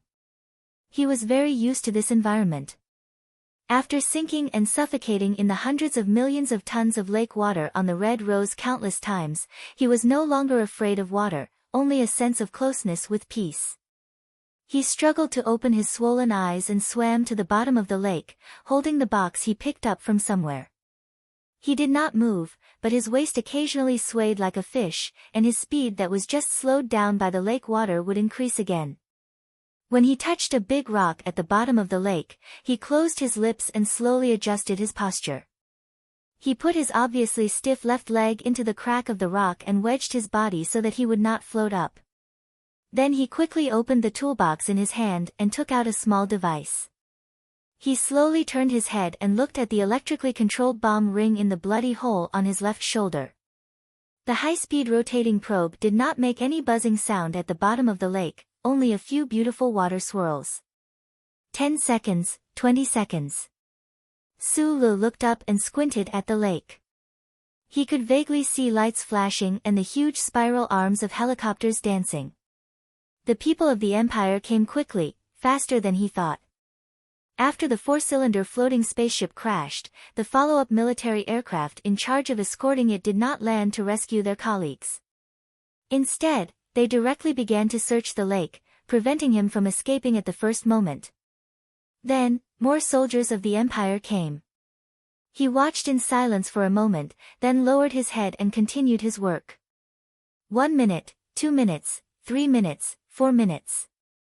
In the depths of the lake, where there was no oxygen, he had forgotten to breathe. Faint wisps of blood seeped out of the wounds on his face and nostrils, rising slowly like red smoke. The scorching energy inside his body roamed freely like the bloody mist. It entered every cell of his body, nourished his lungs, refreshed his mind, and ensured his survival. A red light suddenly flashed on the electrical control strap on the wound on his left shoulder. Under normal circumstances, when the light of this color flashed, the plastic explosives locked in the alloy balls would directly blow his upper body into pieces. His injured and swollen eyelids had turned white from being soaked in the lake water. Sulu closed his mouth tightly and continued to operate with his head lowered. He did not even blink. In fact, from the moment the spaceship crashed into the lake, the electronically controlled bombs on his shoulders had flashed red many times. Miraculously, there was no explosion. His mutilated and ugly corpse did not float up from the tranquil lake surrounded by the towering triangular maple forest, nor did a fish flip up its belly. The lake water in the depths of the lake slowly brushed against his black hair, like a clump of vigorous aquatic plants. He narrowed his eyes, silently and steadily disarming the bombs. From the moment he formulated this escape plan, the first thing he had to ensure was that the 2 bombs on his shoulders would not explode, and he had done it. Many days ago, lying in the intensive care ward of the Empire's Second Royal Hospital, his right index finger moved slightly under the clean white sheets. More than 10 days ago, the young nurse in charge of taking care of him lost a mobile phone. The corner of the bed was missing an inconspicuous metal screw and 2 even more inconspicuous steel wires. During those days and nights, he was like a real paralyzed patient, staring blankly at the snow-white ceiling above his head, the clean white sheets covering his thin body. None of the citizens of the Imperium could have imagined that, under the white bedsheet, his body could already move, but he did not. Instead, he turned the metal screws, wires, and mobile phones that had been dismantled into countless parts into slow-moving tools with his 5 fingers that were as nimble as a mechanic's genius. Disarming the sensitive electronically controlled bombs required very professional equipment. Even if the electronically controlled bombs could not receive signals, extremely precise tools were also required. However, for this Federation mechanic named Sulu, a phone, a metal screw, and a few steel wires were enough. There was still no sound from the depths of the lake. Sulu lowered his head to look at the electronically controlled bombs that were slowly peeling off from his shoulders. However, an extremely clear and pleasant click sounded in his heart. A hint of joy and relaxation flashed through his swollen eyes. After he was captured on the Red Rose, the electronically controlled bombs were bloodily tied to his shoulders. Even when he fought side by side with Huai Chaoshi in the Mulberry Sea, that highness had never intended to remove them for him, because the Empire could not underestimate his ability. Once the burden of a serious threat to his life was removed, the mental pressure also disappeared. Sulu suddenly felt that his body was a lot lighter. He could not help but grin. However, his cheeks were full of red and swollen scars, and his white teeth had an unhealthy blood-red color. This smile could not help but be a bit strange. Still smiling happily, he reached out his hand and waved in the lake. He summoned a handful of lake water and splashed it on his face symbolically. He lightly stepped on the giant rock at the bottom of the lake, swayed his waist, and quietly swam to the surface of the lake like a big fish. He did not know how long he had held his breath at the bottom of the lake. Right now, he seemed to be able to survive without breathing for a short period of time. What was the difference between him and a fish? There was a bright light flashing on the surface of the lake. There was a faint vibration that went deep into the lake. The water waves refracted and reflected the light, turning into a strange mirror. He swam to this mirror, the spaceship crashed. The fugitive was a fugitive. Her Highness was furious. The Empire's troops around the capital of Tianjing planet moved at the fastest speed possible. In an extremely short period of time, thousands of soldiers firmly surrounded the lake. The high-powered searchlights were all turned on, illuminating the dark forest and lake as if it was daytime. Dozens of the Empire's latest model Wolf Fang mecha walked with heavy mechanical steps, closely patrolling the wetland by the lake. From time to time, huge maple trees would be knocked down, causing red leaves to fall all over the sky and startling countless night birds. On the surface of the lake, there were more than a dozen helicopters circling around. The strong wind of the spiral arms caused the lake water to splatter in all directions, as if a monster was about to drill out. Huai Chaoshi was personally on her way here. No matter how one looked at it, the Empire would definitely not allow Su Lu to truly escape. Moreover, he now knew even more secrets because of that ruthless and boring gambling game with Huai Chaoshi. Moreover, in the eyes of the Empire's emperor, his past was enough reason for him to die 800 times. On the western shore of the lake, in the low-lying water plants near the shadow of the forest, Su Lu slowly poked out half of his head. The lake water and sand silently slid down his face. He narrowed his eyes and looked at the bright white lake surface. Looking at the light beams in the forest around the lake, he could not suppress his shock. The Empire's people really thought too highly of him. They actually set up such a large formation. Mournful dog barks came from several hundred meters away. Even closer to him was a military vehicle with an instrument's wave-receiving screen facing the lake water and slowly scanning. Su Li's pupils constricted. Without hesitation, he lowered his head and once again dove into the depths of the lake. The other party had actually mobilized military dogs and life detectors at the same time in such a short amount of time. Other than diving into the depths of the lake, there was nothing else he could do. Once he entered the depths of the lake, he was a fish that happily swam around. He was confident that the Empire's people would definitely not be able to find him.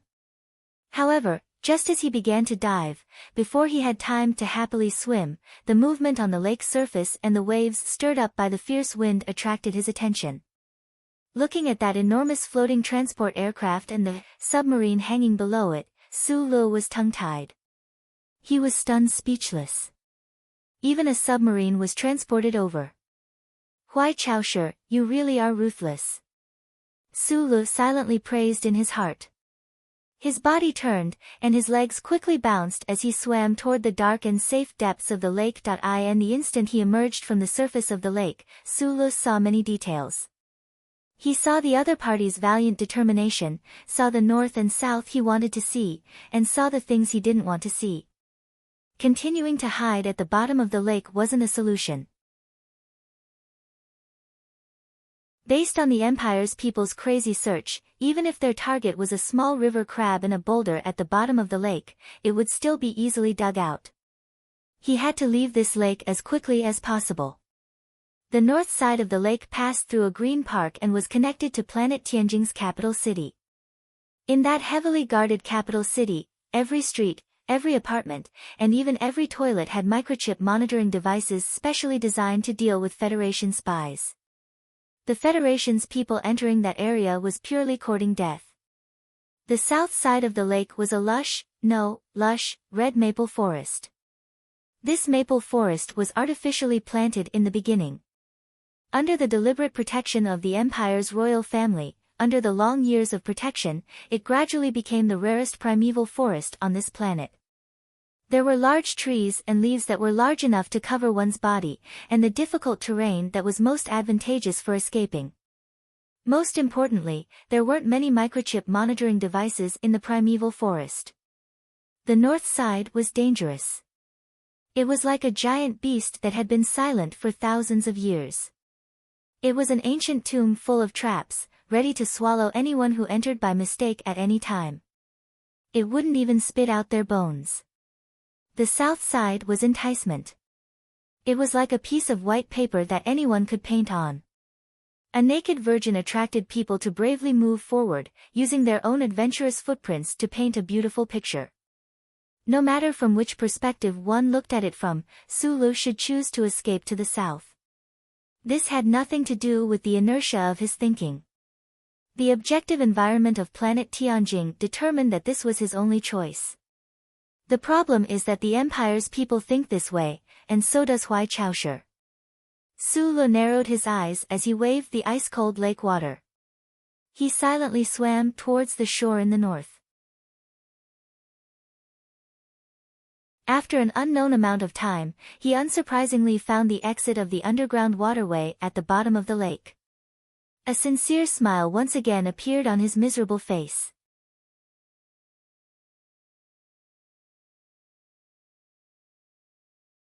Chapter 6:14.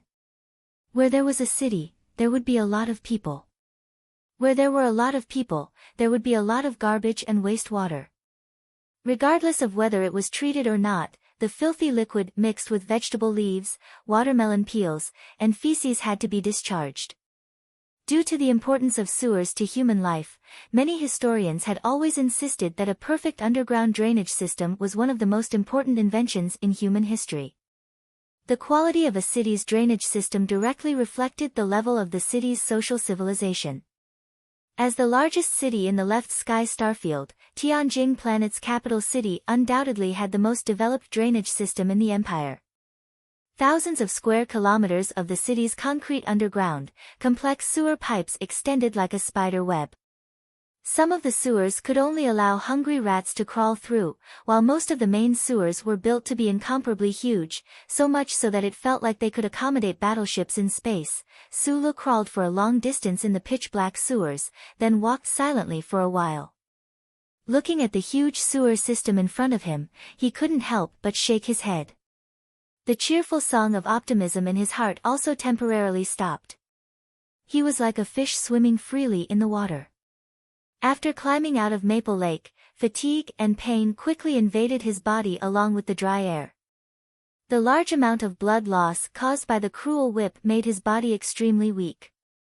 What was even more frightening was that at the moment when the spaceship fell into the lake, his left leg that was supporting the front desk of the cockpit had suffered too much force. Even though the magical burning power in his body had been completely unleashed, his leg and knee were still severely injured. There were signs of fractures. Another problem was that he didn't know where to go. In the 3-story underground space in front of him, there were more than 10 holes. Some of the holes were pitch black, while some of the holes were faintly lit. No one knew which sewer would lead to which part of the city, or would it circle back to the heavily surrounded lake. The drainage system of Tianjin, planet's capital city, was first designed thousands of years ago. Countless generations of administrators had continuously modified it, and half of the city's underground space had been hollowed out. The cobweb-like pipes were terrifyingly complex. Even if the engineers of the Empire's city management department came here with all the historical drawings, it was very likely that they would be trapped in a maze, unable to leave, and could only starve to death. Not to mention a foreigner like him who didn't have any maps. He looked around at a loss. The 5th cup of wine, the youth is about to fly, passing through the layers of forests. This young master is drinking so beautifully. After pondering in silence for a long time, he took out a water bag made of leaves and grass from the edge of his underwear and greedily drank the 5th mouthful of water.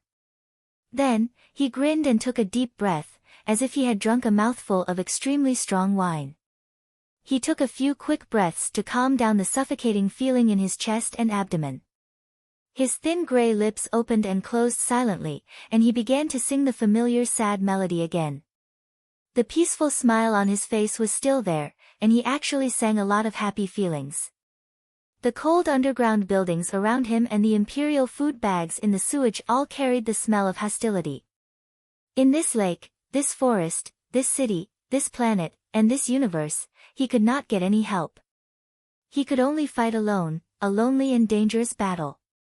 He never knew where he would step next. If he did not have the heart to turn water into wine and sing sad songs into war songs, he would always fall into despair. But he was Sulu, so he did not despair.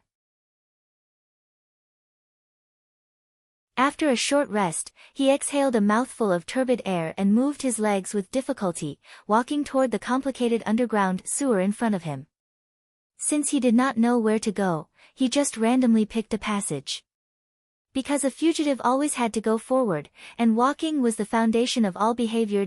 No one in the Empire thought that he dared to escape to the city through the underground sewer, and Hui Chaosher did not think that either. So most of the troops chasing him were basically concentrated on the south side of Feng Lake. He quietly walked in the underground sewer for a long time, but he did not meet a single soldier of the Empire. Until now. Like a wild cat wandering in the night, he quietly climbed up the rusty stairs to the platform in the sewer that was as high as 2 people and then stopped. In the dim light on the ground in front of him, there were a few dark figures. He could clearly see that these people were holding guns in their hands, and he could clearly hear them talking in a low voice in the Empire language with a dialect. The Empire's troops mainly focused on the forest on the south side of the lake, but they still sent people to control a few transit passages in the underground sewer. Obviously, both Her Majesty and Huai Chaoshi felt endless anger toward his successful escape and did not want to leave any gap for him to fly out. It was very strange that the air in the underground sewer was very dry with the sound of water splashing. Su Lu stood in the corner and silently listened to the subtle sounds in front of him. He pursed his dry lips and slowly took off the leaf bag tied to his underwear. He squatted down and put it by his feet without making any sound. After falling into the lake, except for the very comfortable cotton underwear, Su Lu did not have a single piece of clothing on his body. The clear lines of muscles on his naked and thin body quietly hid under his skin. As he squatted, the lines slowly appeared, as if they were accumulating strength. A dry wind blew in the dark sewer. Su Lu was like a hunting cheetah. Along with the wind, he was faster than the wind. He quietly bounced up and pounced toward the front left. His bare right foot continuously stepped on the dry ground. Whoosh! Whoosh! Whoosh! His body seemed to have turned into a light smoke as he quickly killed his way to the front of the three dumbfounded Empire soldiers. These Empire soldiers who were responsible for guarding the entrance to sewer number 45 thought that it was just a very ordinary duty. They did not expect that the fugitive from the Federation would be so bold as to choose to sneak into the underground sewer. They also did not expect that the fugitive would dare to attack them with his bare hands. One of the Empire soldiers reacted extremely quickly. He raised his gun and aimed at the figure, preparing to pull the trigger. However, in the next moment, he discovered in despair that his right index finger could not pull the trigger at all. This was because Su Li's hand had already arrived first. With a crisp crack, Su Li's right hand bizarrely bounced out from under his left elbow with a whoosh. It ruthlessly smashed into the elbow of the Empire soldier who was holding the gun. The ruthless blow was directed against the joint, instantly shattering this person's elbow. Almost at the same time, his left hand quickly bounced out and pierced this person's throat like a bolt of lightning. Then, his left hand bounced back at an even faster speed. He did not even look at this Empire soldier who was helplessly clutching his throat. His 5 fingers spread out, and with his shoulder as the axis, he violently slapped down at another Empire soldier with incomparable ferocity. The second Empire soldier did not have time to shoot. He only had time to subconsciously block in front of him with his gun, blocking that incomparably violent palm. The palm wind howled fiercely. Su Li's eyes narrowed slightly. His face was expressionless as he unreasonably slapped down. Together with that ice-cold gun, he slapped down on the second Empire soldier's face. A terrifying muffled sound rang out. The face of the Imperial soldier was like soft cream, with a bloody gunshot mark and a palm print added to it. He didn't even make a sound before he fell stiffly to the ground. There was still one last Empire soldier. Su Li's right leg kicked forward, his right elbow raised diagonally, and struck viciously toward that person's eyebrows. This was the most commonly used move among the 10 powerful melee techniques that were deeply ingrained in his bones. However, to his surprise, this elbow was actually blocked by that Empire soldier. Su Li's eyes suddenly lit up. Without hesitation, his right leg went forward again, his left hand pulled back, and his fingertips went straight for the other party's throat. He flicked his finger, twisted his wrist, swung his elbow, and pushed his knee. The other party moved his finger, twisted his wrist, chopped his elbow, and kicked his leg. Bam, bam, bam, bam, bam. A series of dense sounds of flesh colliding rang out in the quiet underground sewer, producing strange echoes. In the gloomy underground sewer, it was almost impossible to see the two fiercely fighting figures clearly. The two parties in the battle had no time to think, no time to make a judgment. They could only rely on their battle instincts that had been honed for countless years to carry out absolute melee combat. At this moment, Sulu vividly displayed the 10 stances that he had learned since he was a teenager. His eyes grew brighter and brighter, but he could not see that Empire soldier's face clearly. He only knew that the other party could not make any sound for help under his suppression. Two pairs of tough hands finally clashed together like two weapons from the cold weapon era, unable to be separated like cast iron. Every finger of both parties tightly clawed at the other party's wrist, blood spurting out. Without any warning, Su Li's injured left leg that had been dragging behind suddenly bounced up and violently struck the Empire soldier's ribs. With a muffled grunt, Su Li did not give the other party any chance to counterattack. Using the force of this kick, he bounced up. His hands were still firmly holding onto the other party's wrist. His right knee kicked out again, right in the middle of that person's chest. That extremely powerful Empire soldier finally could not resist this sharp chain of attacks. He spat out a mouthful of blood and fell into the dirty water below, creating a splash. He either fainted or died with the waves. The heavily injured left leg landed on the ground with a sharp pain. Su Li's face suddenly paled. He staggered back a few steps, but he tightly pursed his lips and did not make any sound. After a few hurried breaths, he looked with a trace of lingering fear at the sewer below that had already calmed down. He then looked at his bleeding wrist. How could there be such a strong person among ordinary Empire soldiers? The details of the dangerous battle quickly flashed in his mind. Su Li's expression suddenly became a little strange. He always felt that there was a very strange atmosphere before, but the real reason for this atmosphere could not be grasped. He only remembered that when both parties were holding hands, his fingertips seemed to have touched an extremely hard thing. Was it a watch or a bracelet? He lowered his head and looked at his left wrist. The ordinary-looking metal bracelet was now covered in blood and looked extremely hideous. Subconsciously, a trace of expectation and doubt appeared on his face. His fingertips gently rubbed the edge of the bracelet.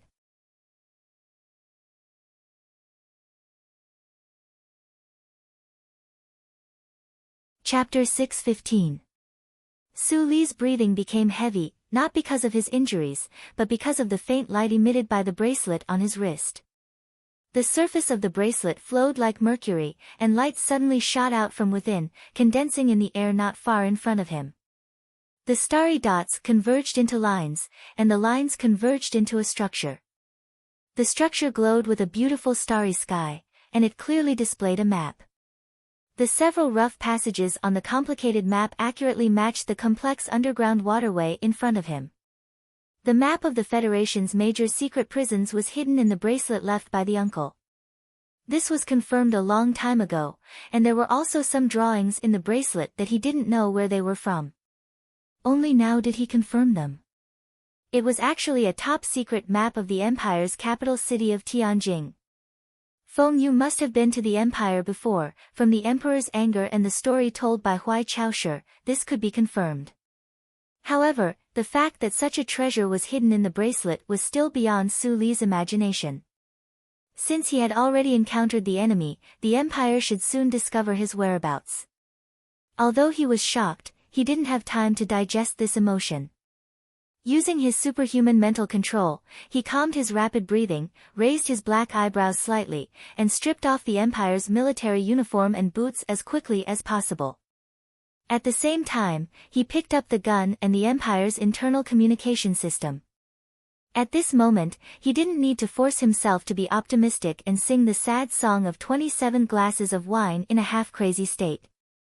Wearing the ill-fitting military boots, he looked at the three-dimensional map in the air in front of him and walked in the direction indicated by the map without thinking. He gasped in his heart and made hissing sounds.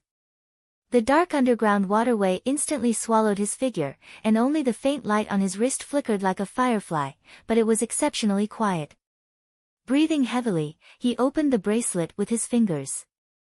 There were maps of the Federation's major prisons inside, and there were also maps that he didn't know what they were.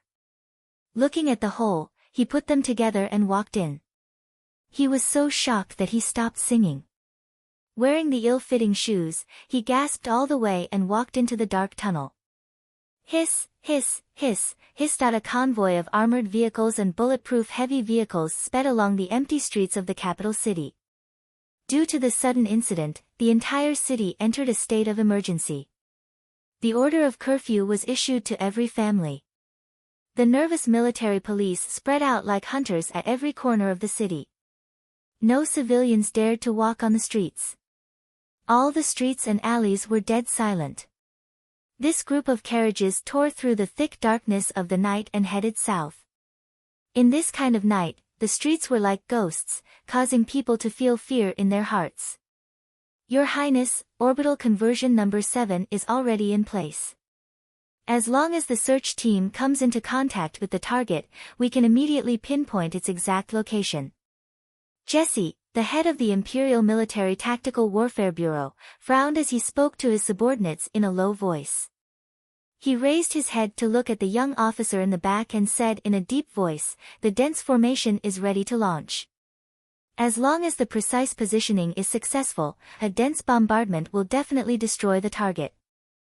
Huai Chaoshi calmly moved her eyes away from the light screen in front of her. She glanced at the hardline subordinate who came from the military and coldly shook her head, rejecting this proposal.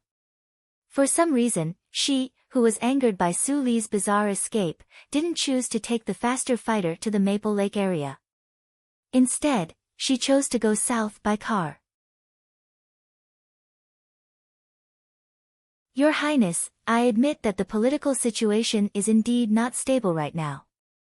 The remnants of the rebellion of the nobles haven't been dealt with yet. At this time, it is indeed difficult to explain a big explosion in the suburbs of the capital city. Director Jesse tried to persuade her, but this person from the Federation is the murderer of County King Carlton and Prince Doring.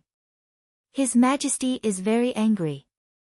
Those nobles of the Senate who went to see him in the hospital, he looked at Huai Chaoshi hesitantly and said in a low voice, "A lot of people know that he was captured by you, but they also know the things that happened on Libin's Star. If we can't get rid of him as soon as possible, I'm afraid there will be some unfavorable rumors about you." Huai Chaoshi looked at him and narrowed her eyes. Director Jesse suddenly felt that the temperature in the car dropped a lot. It was a bit cold and piercing to the bone. He hesitantly closed his mouth. "I know better than anyone how dangerous this person from the Federation is. His death is also very important to stabilize the mood of the nobles. If it is necessary, I am even willing to throw all the high-energy bombs stored by the military into Maple Lake and blow up that big lake into a scorched pit." Huai Chaoshi looked at her most loyal subordinate indifferently. She didn't get angry. She slowly said, "But I don't think that the troops by the lake can accurately pinpoint his location in such a short time." Director Jesse frowned. Although he was incomparably respectful of Her Highness in front of him, Her Highness' words were equivalent to not trusting the ability of the Empire's soldiers. He faintly expressed admiration for that fugitive from the Federation.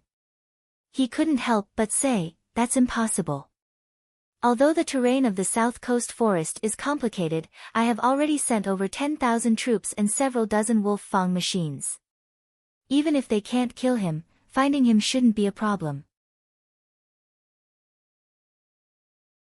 Huai Chaoshi raised her head and looked at the night sky outside the car window. She didn't answer her subordinate's question and asked, "Has there ever been a Federation person in history that could survive for an hour on Tianjing planet?" "No." Director Jesse's answer was very resolute and decisive. "So don't be too nervous. Once a person is chained, no matter how strong they are, they can only become a dog tied to a wooden stake. No matter how much they struggle, they can't run too far." Huai Caoshi's gaze returned to the screen of light. She examined the situation map sent back from the surroundings of Maple Lake. A trace of a smile appeared at the corner of her mouth. There was a trace of coldness in that smile. She silently thought of that fellow who was currently running for his life. "I'll let you bloom once more in the last moments of your life." The interior of the car once again sank into a deathly silence. After a long time, there was still silence. The search and capture team in front of Maple Lake still hadn't reported back with the latest situation. After Director Jesse contacted his subordinates again, his expression became even more unsightly. He hesitantly glanced at Her Highness, who seemed to be resting with her eyes closed, and said in a low voice, "We still haven't found the target. The majority of the South Bank's troops have been combed through. They haven't encountered any attacks.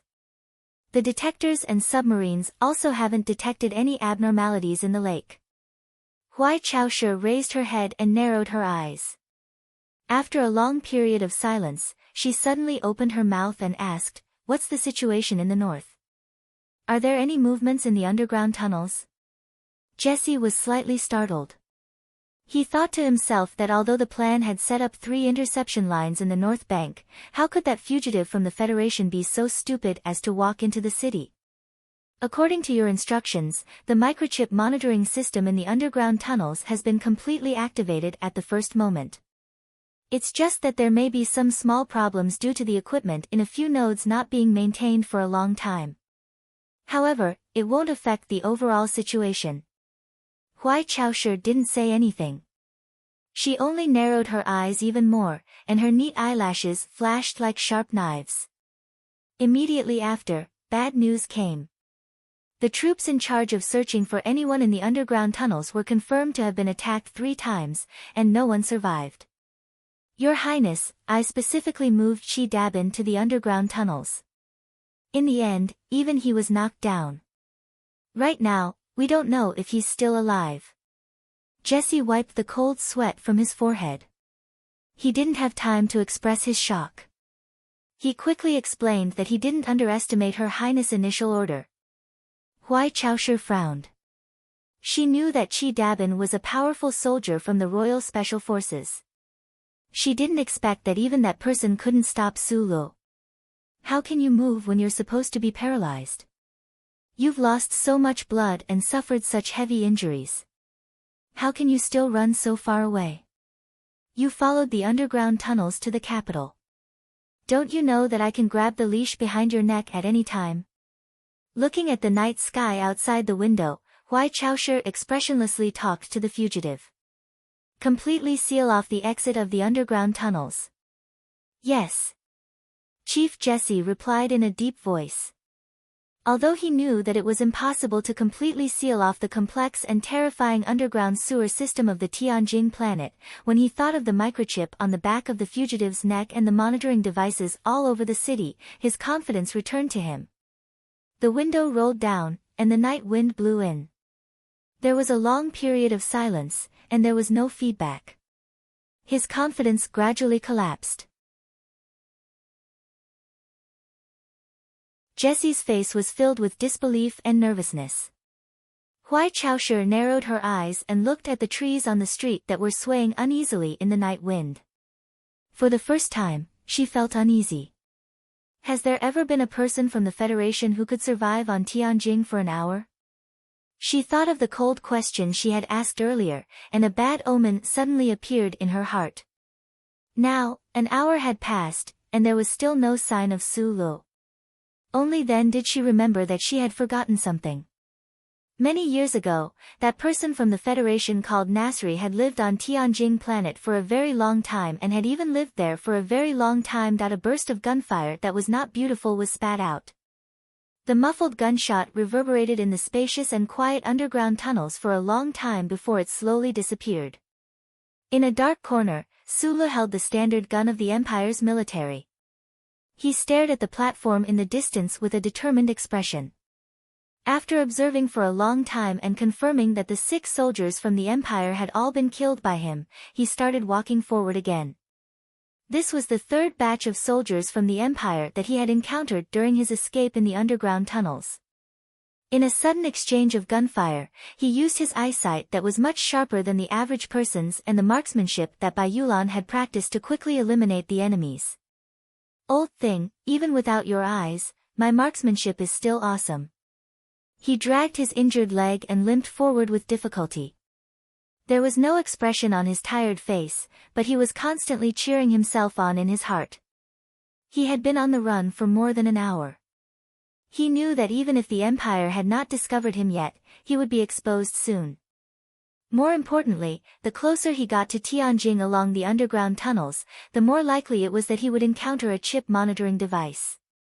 It was time to take out the chip behind his neck. But he kept hesitating.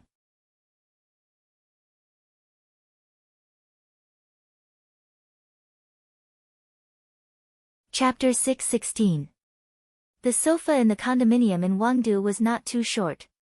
Su Lu liked to nestle on it and watch Channel 23 with snacks in his arms. This showed that his life was actually as warm and harmonious as many ordinary young people. However, many things had happened in the past few years were enough to prove that once he was forced into a corner by his environment or his own obsession, he would always squint his eyes and smash his way through with a straight face. He acted out the words decisive and ruthless in an exceptionally vivid manner. Removing the chip from the back of his neck and avoiding the surveillance of the Empire, he quietly entered the vast sea of people in the capital city. Using the prosperity of the common world to hide his tracks, he patiently waited for the Empire to reveal any gaps.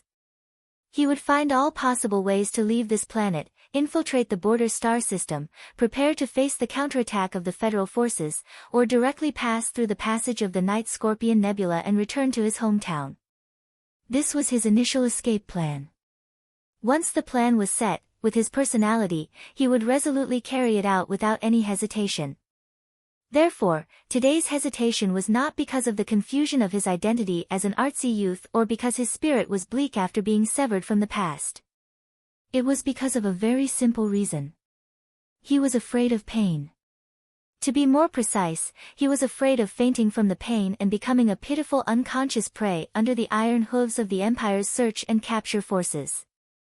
In the autumn of the 65th year of the constitutional era, he began the first escape of his life, an escape that changed the trajectory of his life. At the beginning of that escape, he replaced the chip on the back of his neck. As a result, he was unconscious for an entire night in the green hills and autumn forests during the storm. Now, 5 years had passed in the blink of an eye, and he began to escape again. However, the pain that humans could not endure and could only passively resist by fainting was still fresh in his mind. He did not dare to forget it, and there was still lingering fear in his heart.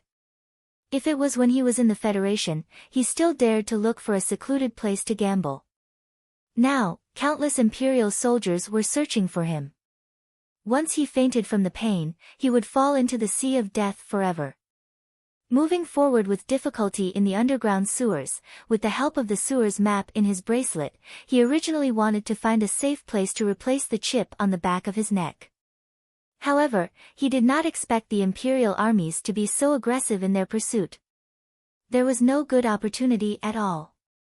In the underground sewer that was as dark as the passage of time, he carried his gun and stepped on his military boots that were constantly wearing out.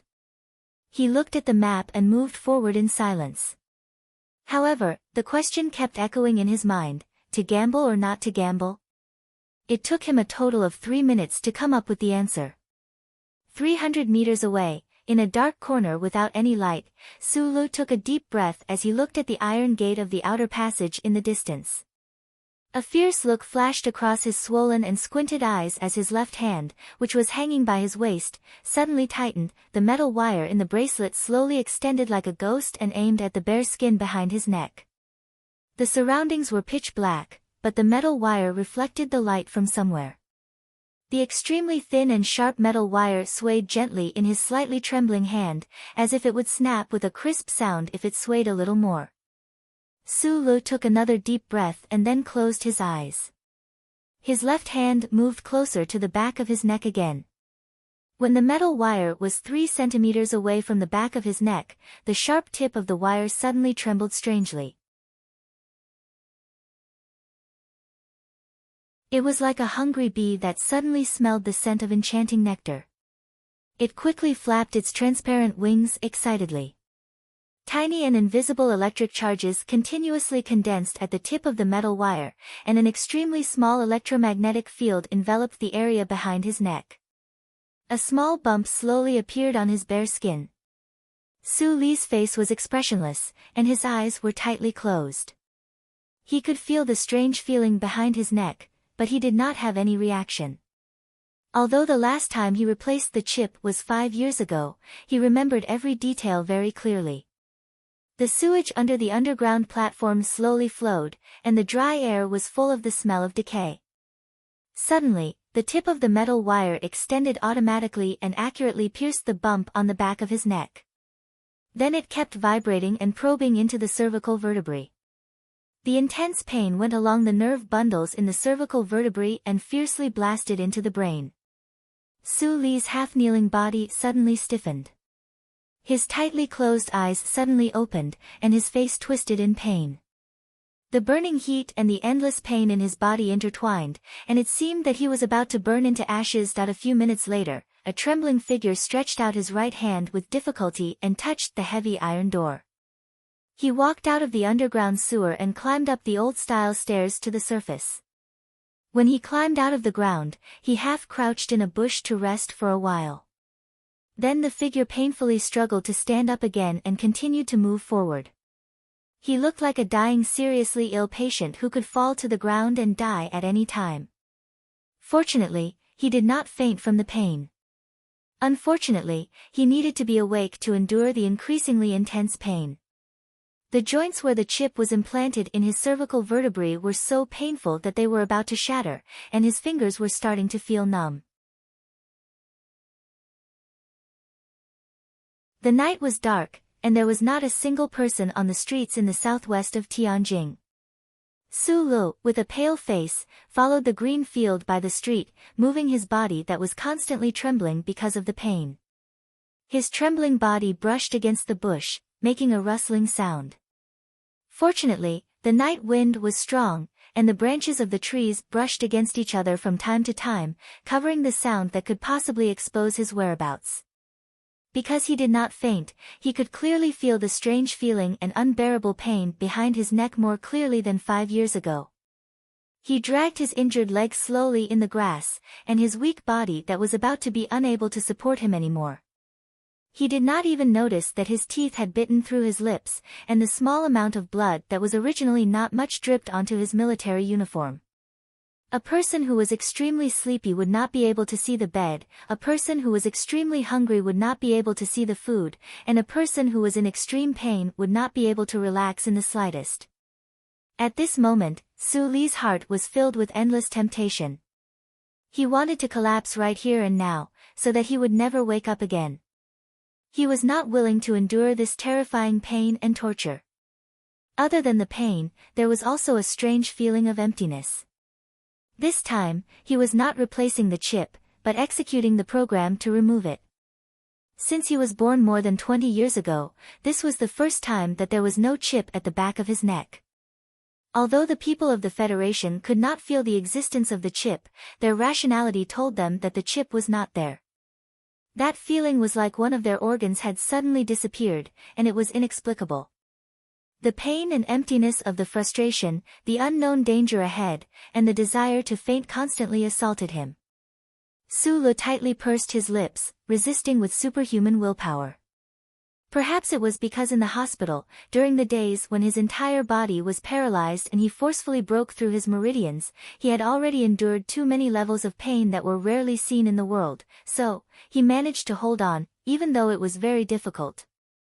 Fortunately, the pain and suffering were worth it. After leaving the underground sewer system and entering the heavily guarded surface of the city, he did not alarm the ubiquitous monitoring devices of the Empire's chip. However, the danger still existed. After struggling for a long time in the gaps between the residential apartment buildings, a straight and empty road blocked his way. What was even more troublesome was that there were many military police at the entrance of the road, vigilantly watching the surrounding movements. The target of his plan was the chaotic slum area that lacked effective supervision a few kilometers away. If he had no choice but to stay in this residential area, it would be very difficult for him to avoid the military police's search during the day. The road in front of him was not very wide. If he was in his usual healthy state, he would only need to bend his body and take a few steps to pass by without alarming the military police at all. However, the problem was that he was in his weakest state right now, and could collapse at any time. The dim street lights, through the bushes, fell on his pale cheeks. He narrowed his eyes and looked in that direction, waiting for the right time. However, he found that because of the pain and exhaustion, his vision began to blur. He could not hold on any longer. At this moment, a seemingly drunk Empire man staggered across the sidewalk at the edge of the bushes, mumbling something in his mouth, and rushed to the other side of the street. Probably only the extremely drunk Empire people could ignore the gloomy faces of the military police, and they did not know that there was a curfew tonight. The military police at the entrance of the road became nervous. They shouted and surrounded the drunk man. The military police who did not move also subconsciously looked in that direction. Sulu did not let go of this fleeting opportunity. He struggled to take a deep breath of the slightly cold autumn night wind of the Empire. His throat that seemed to be smoking slightly moistened. His right leg that had already sunk deep into the mud suddenly exerted strength, and the military pants on his leg were torn apart. The last burst of strength caused his body to turn into a gray shadow and instantly swept across the street. He fell heavily into the mud.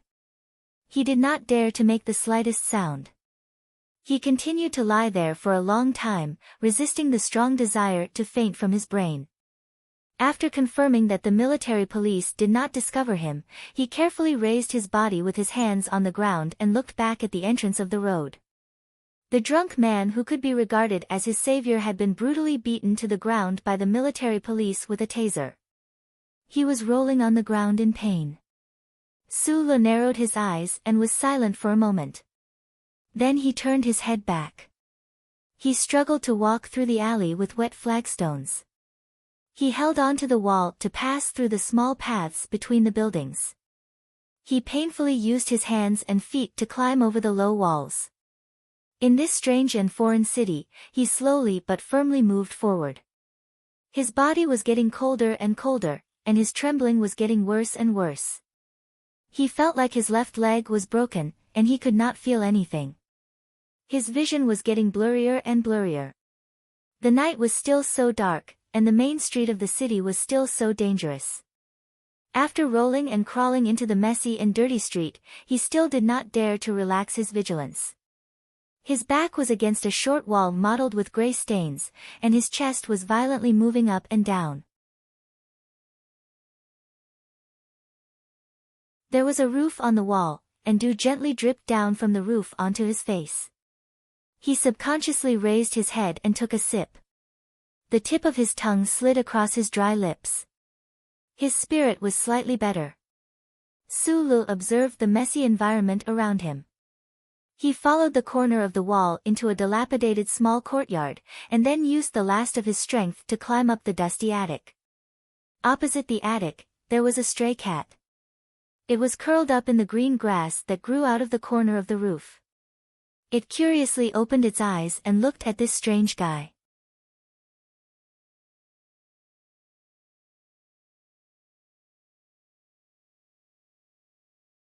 Chapter 6:17.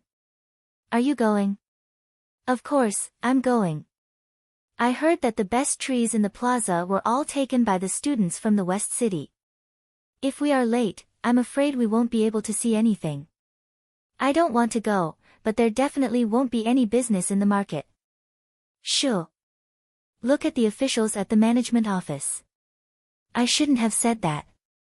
Let's go. Our empire hasn't had such a big event for many years. Who said that? I participated in the celebration ceremony after the big explosion 20 years ago. That scene, don't say so much.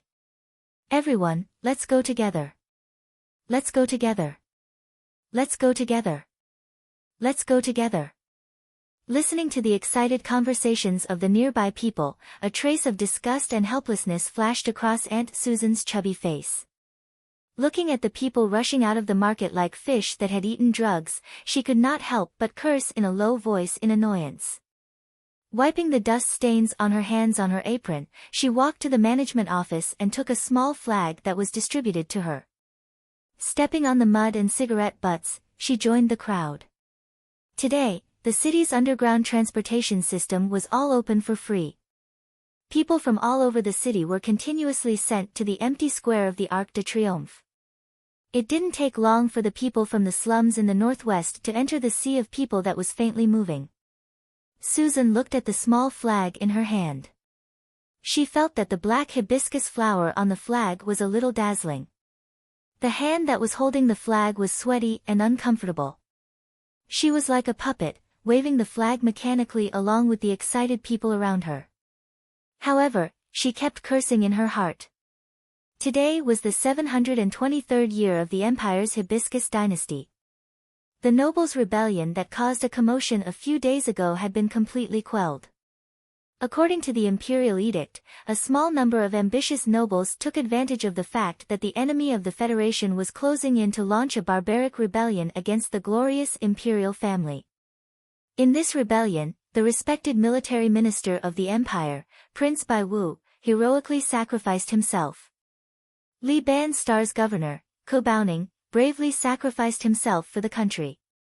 Now that the rebellion had been quelled, it was time to punish the evil of those ambitious nobles. His Majesty, the Great Emperor, summoned the citizens of Tianjing Planet from all walks of life to the Triumphal Arch Plaza to witness this righteous trial. After a long period of silence and anxious anticipation, it was finally time for the gallows to be erected. Looking at the primitive black gallows being lifted up by cranes and the noble criminals with black cloth covering their heads being escorted out by the soldiers, the sea of people suddenly let out the first wave of cheers. With the center of the square as the center, a wave formed by heads rose one after another and spread out. A pale-faced and haggard noble was escorted to the gallows. After taking off his black mask, he was not used to the light in the gloomy day. He narrowed his eyes and looked around in fear, but he was even more frightened by the countless excited faces of the civilians around the gallows. He wanted to say something, but no words came out. The empire's chief judge passionately read the verdict, and then without any pause, the crisp metal door opened.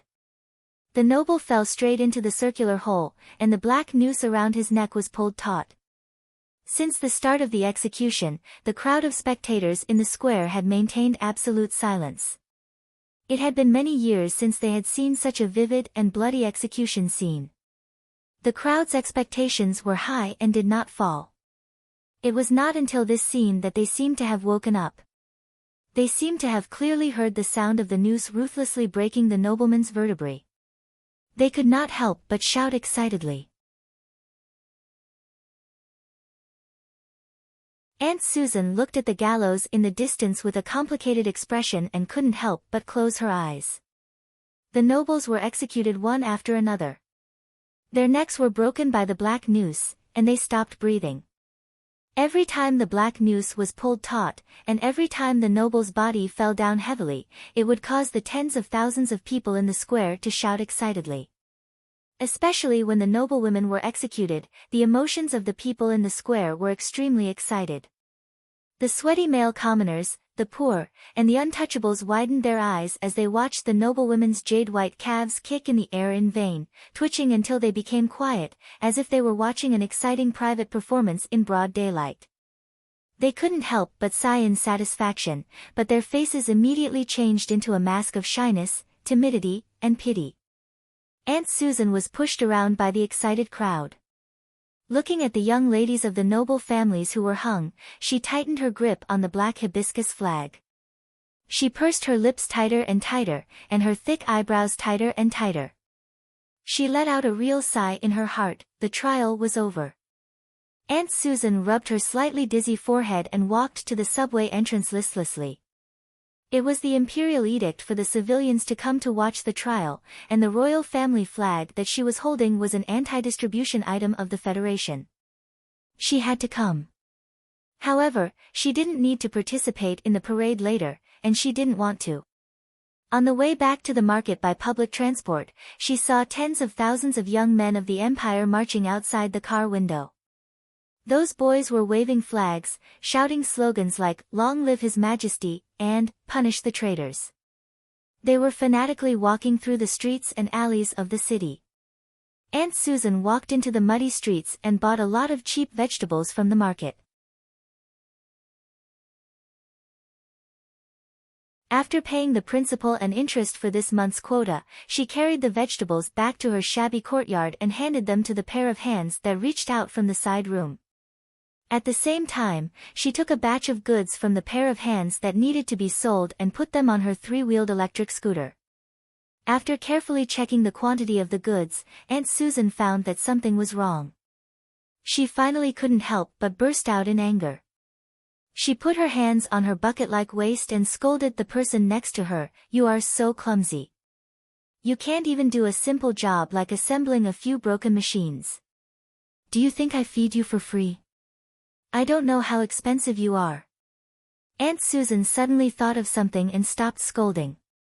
She glanced at the entrance of the courtyard vigilantly, spat on the ground, and started the electric scooter to drive out of the courtyard. Today, Aunt Susan was a rude woman who lived in the slums of the capital. She relied on selling pirated video players and the empire's minimum wage to survive. Many years ago, she was also a delicate noble lady. She had a pair of jade-like legs like those noble ladies on the gallows in the square today. Her parents, who were middle-class nobles, were secretly executed because they were involved in a struggle between the 6 departments of the empire. She, who was lucky enough to survive, and she and her brother depended on each other in the only house left by the family. Later, her firm and gentle brother bravely joined the Imperial Expeditionary Force in order to restore the glory of the family. However, many years later, Susan welcomed the bad news that her brother violated military discipline and was executed. The last house of the family could no longer be preserved. Susan, who had a hard life, fell into the slums. She was extremely lucky to meet a husband who loved her and cared for her. However, after only 3 years of marriage, her husband fell ill and died, leaving only her and her son to depend on each other. The noble lady who would frown when she stepped on small pebbles in her gorgeous dancing shoes, under the merciless grinding of fate, became an auntie with a shrewish character, a bucket-like waist, and hard-soled imitation military boots. She could step on the muddy water in the market and make the sound of splashing water. The strong or obese body pressed on the small electric scooter looked funny, but for some reason, it was also sad.in the market. A fierce quarrel broke out again with the male competitors. Relying on her superior lung capacity and extremely filthy verbal attack, Aunt Susan won another victory. She successfully occupied the best mobile stall in the market, sold 2 pirated video and audio players, and then gave 60% of the profit to the market management office and the tattooed hooligans with both hands. She beamed with joy and offered 60% of the profit to the market management office and the tattooed hooligans with both hands. She wanted to live, and she wanted to live with her son. She needed to quarrel day after day, she needed to succeed day after day, and she needed to give her hard-earned money to those parasites with a smile every day. However, every time she returned to the dilapidated small courtyard late at night, the energy in her strong body would be completely consumed by these successful quarrels and smiles. Aunt Susan was extremely tired. In the dark alley, she leaned weakly against the courtyard door. Thinking of the argument with the old guy in the afternoon, thinking of the dirty words that she didn't dare to let her son hear, and thinking of the reservedness of her teenage years, she couldn't help but raise her calloused hands, covered her weathered cheeks, and slowly squatted down. Oh, what a life it was! For a hard life, memories were a luxury that could only be found once in a while. Even sadness was a luxury, because it would make life more difficult. Aunt Susan stubbornly stood up straight, patted the dust on her big buttocks, murmured a few words in a low voice, and then turned around and walked into her small courtyard. Her life still had hope, and her well-behaved and sensible son, who was studying at the second university in the capital. Her difficult life was no longer all gray and black because of that boy. According to her income, it was absolutely impossible for her to pay the expensive tuition fees of the second university. Fortunately, His Majesty had promoted the Equal Education Program, which allowed excellent students like her son to have the right to study for free and equal. Because of this, Aunt Susan, who deeply hated the imperial family for half of her life, quickly forgave His Majesty. After parking the scooter, she climbed up the small attic with difficulty. She had become a rude but kind woman. With her arms akimbo and her index finger as thick as a branch, she angrily scolded the black-haired young man who was in a daze deep in the dark room. "How many have you assembled in the past 4 hours? How can there be such a stupid person like you?" The black-haired young man bitterly rubbed his face. Those faint scars were no longer clear. He looked at the sturdy woman at the door and helplessly explained in a low voice, "I told you yesterday that the goods your boss gave you were not right. There was a problem with the model of the spinner on the bayonet, and I couldn't screw it at all. I had to polish them one by one. Of course, it took a long time."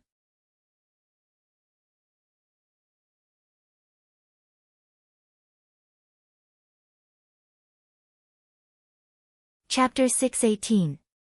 The dim light shone on the black-haired young man's face. After hearing this sentence, his ink-like straight eyebrows suddenly trembled, but he didn't say anything. When Aunt Susan saw his reaction, she thought that her words had touched his sad soul. She couldn't help but feel a little regretful and hesitantly shut her mouth. She casually made some small talk and walked downstairs, patting the back of her head regretfully. 10 days ago, Aunt Susan, who had gotten up early in the morning to prepare for a day's work, was shocked to find a black-haired young man covered in blood lying on the dusty floor of her house in a deep coma. He looked abnormally terrifying. Aunt Susan was very bold. After confirming that he was unconscious, she dragged him to the straw mat and carefully sized him up. From this person's military uniform and boots that didn't fit his feet, she made her own judgment of this person's identity. During those days, the capital of Tianjin was filled with gloomy military police and plainclothes from the Royal Intelligence Agency. The royal family was wantonly searching for remnants of the aristocratic rebellion. Aunt Susan thought that the black-haired young man covered in blood on the straw mat was definitely a noble being hunted down. In the end, what confirmed her judgment was a corner of the black-haired young man's underwear exposed at his waist. As a young lady of the aristocratic family, she was very clear about the material of that underwear. Only the truly wealthy upper-class aristocrats were qualified to use it. Aunt Susan now seemed to have forgotten the tragedy of her family's destruction. She didn't have much hatred for His Majesty in the royal family, nor did she have the courage to involve herself in the aristocratic rebellion and capture a fugitive. At that time, her first reaction was to call the police. However, at that moment, the unconscious black-haired young man woke up for a brief moment. It was in that moment that his small eyes revealed a weakness that aroused endless pity, amiable sincerity, and sincere pleading. He didn't know what kind of struggle Aunt Susan had experienced at that time. He didn't know if she saw the shadow of her parents in this poor fugitive nobleman, or if she remembered that her brother who loved her the most also had such a pair of clear eyes. She didn't call the police. She hid him in the attic of the small courtyard, hiding him in the dust. She fed him plain porridge and water, helped him clean his miserable body that was full of wounds, crushed the pills and stuffed them into his mouth until he woke up. The black-haired young man's first words of thanks after waking up made Aunt Susan confirm her guess again. How many years had it been since she heard that standard Tianjin aristocratic, no, to be more precise, royal accent? This little guy's parents must be important figures. Aunt Susan was busy in the kitchen downstairs. The kitchen knife made chopping sounds on the plastic chopping board, and muttered with a trace of annoyance. "But what's the use of aristocrats? You can't eat it. You only know how to speak elegantly, but you don't even know how to turn a screw." The cheap vegetables bought in the market during the day were chopped into pieces by the old kitchen knife and thrown into the pot of porridge. Together with a few slices of meat and a spoonful of yellowish-brown spices, the pot of steaming, appetizing chowder was ready. Aunt Susan clapped her hands proudly. When she was about to put the food in the pot on the plate, she suddenly thought of the poor noble's pale face in the attic. After a long silence, she couldn't help but sigh deeply. She took out the black feather chicken and red oranges that she had prepared for her son on the weekend from the refrigerator and threw them into the pot. In the future, I can't be such a good person anymore. There's no benefit, and I have to live in fear every day.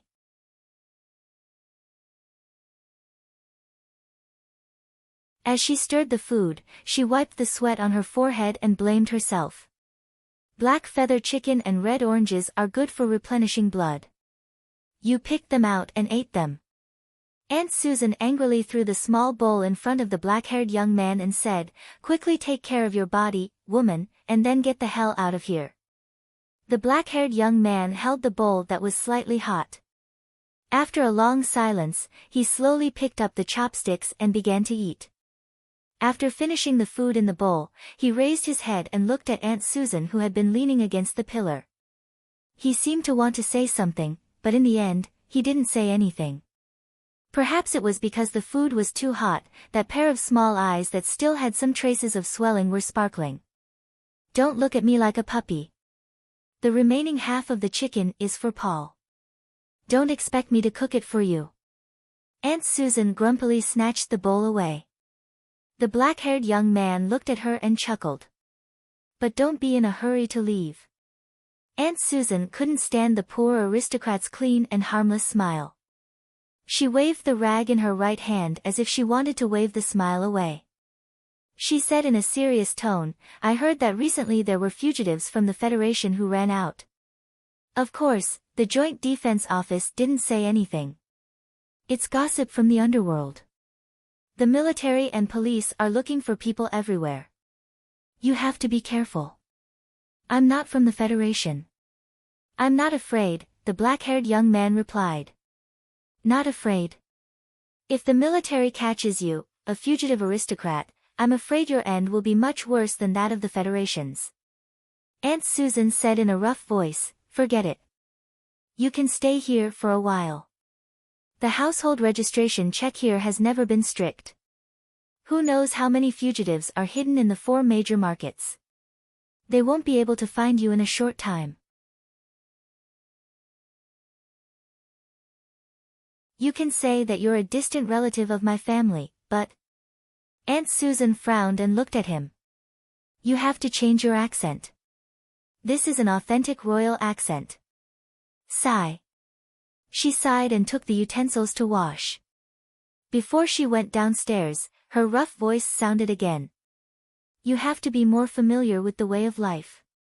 I don't expect you to make money for me, but you can't live off your parents in the future. You have to learn some skills to make a living, right?" Seeing Aunt Susan turn out of the attic like a moving and rotating bucket, hearing the heavy footsteps below, and then hearing the familiar and kind cursing in the kitchen, Sulu rubbed his black hair. His heart was filled with endless warmth and gratitude. He had a lot of dreams and nightmares when he was in a coma. The most frightening dream was when he woke up and saw the cold muzzles of countless Empire soldiers pointing at him. The heavy wolf Fang Mek was guarding the periphery, and Huai Chaoshe was slowly walking toward him with a cold face. He didn't expect that when he woke up, he would be greeted by a bowl of warm porridge and a very kind and gentle aunt who looked fierce on the outside. This was really the luckiest thing in life. He was very grateful to this Empire woman named Susan, but on some issues, he had to lie to her and acquiesce to her guess. He pretended to be a poor young noble wanted by the Empire regime. The kind Aunt Susan could take the risk to take in a noble because of her past and her sympathy, but she was certainly unwilling to take in a person from the Federation. After waking up, he found that he was mistaken for a noble of the Empire, and this misunderstanding was very firm in his aunt's heart. Sulu also felt a little strange. It was not until now that he remembered that his Empire language was basically learned from Huai Chaoshe. With the standard royal language and pronunciation of the princess, it was difficult not to be misunderstood. Aunt Susan's son, Paul, was studying at the second university. Her daily life was very lonely, so she seemed to be a little naggy. And Sulu deduced a lot of things from her nagging, some of which he had learned from Huai Chaoshe but didn't pay attention to. In the past, the Empire's social class division was very strict. The royal family, the nobles, the civilians, the lowly, and the slaves formed the layer structure of this abnormal society. And to distinguish whether a person was a noble or not, there was a not very reliable but widely spread method among the people, that was to look at the color of the person's hair and eyes. The closer the color of the hair and eyes were to black, the more noble the identity of the person was. Sulu thought of White Sausher's dark eyes that were always squinting and couldn't help but frown. That year in the Qingqing prison of the Federation, it seemed that the great old man said something vaguely related, but it was too long ago to remember clearly. It seemed that the old man said, "If you can remove the chip, you can go to the Empire and pretend to be a member of the royal family." Why? Could it be that the old man had already guessed that he could remove the chip from the back of his neck because of his black hair and shiny black eyes? Su Li's frowning brows gradually relaxed, but his eyes narrowed. He slowly moved his body and leaned on the windowsill, looking at the moon outside the attic that should be strange but was similar to the Federation's moon. His mind drifted away. The sound of testing came from the dilapidated small courtyard below the attic. The ants seemed to be playing a war movie. The metal box hanging at the entrance of the small courtyard should be the chip monitoring device that the Empire distributed to all families for free. That box never rang. Sulu subconsciously reached out and touched the back of his neck. The tiny wound had already healed. He understood that it was because the box never rang that Aunt Susan and Paul never suspected that he was a member of the Federation. But I am a member of the Federation. I have to leave the land of the Empire. What should I do? Sulu narrowed his eyes at the moon in a foreign land and fell into contemplation again. I don't know how the Empire's search is going. They haven't found me for so long. Will they think that I am dead? No, according to the temperament of the princess, she will not give up until the body is found. This shabby little courtyard could be considered a decent building in this slum area, but because it was too close to the crematorium, not many people were willing to choose to live here. The surrounding buildings were all dark, and the silence was just like his mood at the moment. Sulu withdrew his gaze, shook his head, and sat back on the straw mat. He dragged out a big box from the corner, picked up the rough tools, and began to seriously assemble the inferior and cheap pirated video player. The big problem of escaping from the Empire and returning to the Federation couldn't be solved in a short time, but he had to solve the most troublesome problem in front of him first. But this snapper is really the wrong model, Aunt. He looked at the screws with a bitter face and found that this problem was more troublesome than escaping.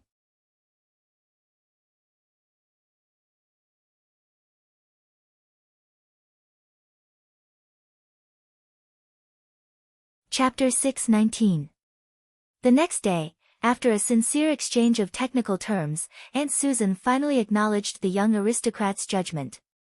With the resentment of the palace above her head, she went to the upper house and exchanged the appropriate components with a verbal battle of words.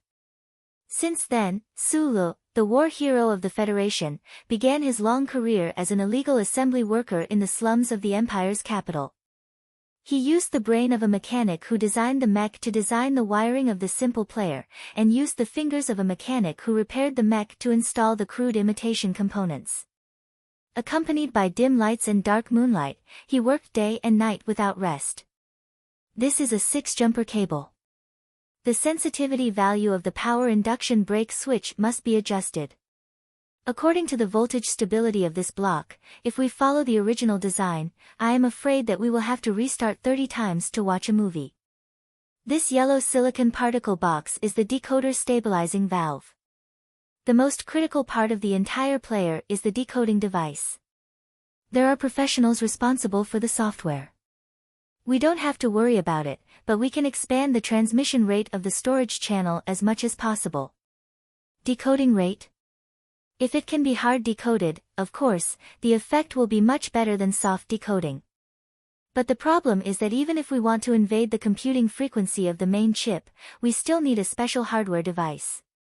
Cost? I am not very clear about this. It will probably account for 7% of the cost. Sulu explained to the mother and son beside him while quickly flipping his 10 ordinary fingers. He easily and quickly assembled the player in front of him and then put it in a basket on the side. Aunt Susan's eyes widened. She suddenly realized that she had misjudged the poor young aristocrat. His skill level was comparable to a skilled technical worker. Thinking of the hard decoding that this guy just mentioned, she scratched her head and asked in a rough voice, "I don't understand these technical terms, but if you can make the high-definition picture smoother, 7% of the cost should not be a big problem." "Brother, your work is so beautiful. I can't learn it." Aunt Susan's son, Paul, was on vacation today. He rushed back home from the second university. Like his mother, this young man was also extremely kind and full of sympathy. He had never opposed his mother's move to take in this exiled aristocrat. Today, Paul wanted to learn how to assemble machines from this young aristocrat so that his mother's life could be easier. However, he didn't expect that the young aristocrat's 10 nimble fingers would greatly hurt his self-confidence. Sulu smiled, revealing his neat white teeth, and said, "I have some talent in this area." Although it was only the simplest assembly process, with the help of the talented exiled noble, the pirated video player produced by Aunt Susan's courtyard was more stable, smoother, and clearer than the players of other competitors. More importantly, the decoding rate was incredible. With excellent performance, the player assembled by Aunt Susan gradually made a name for itself in the market industry.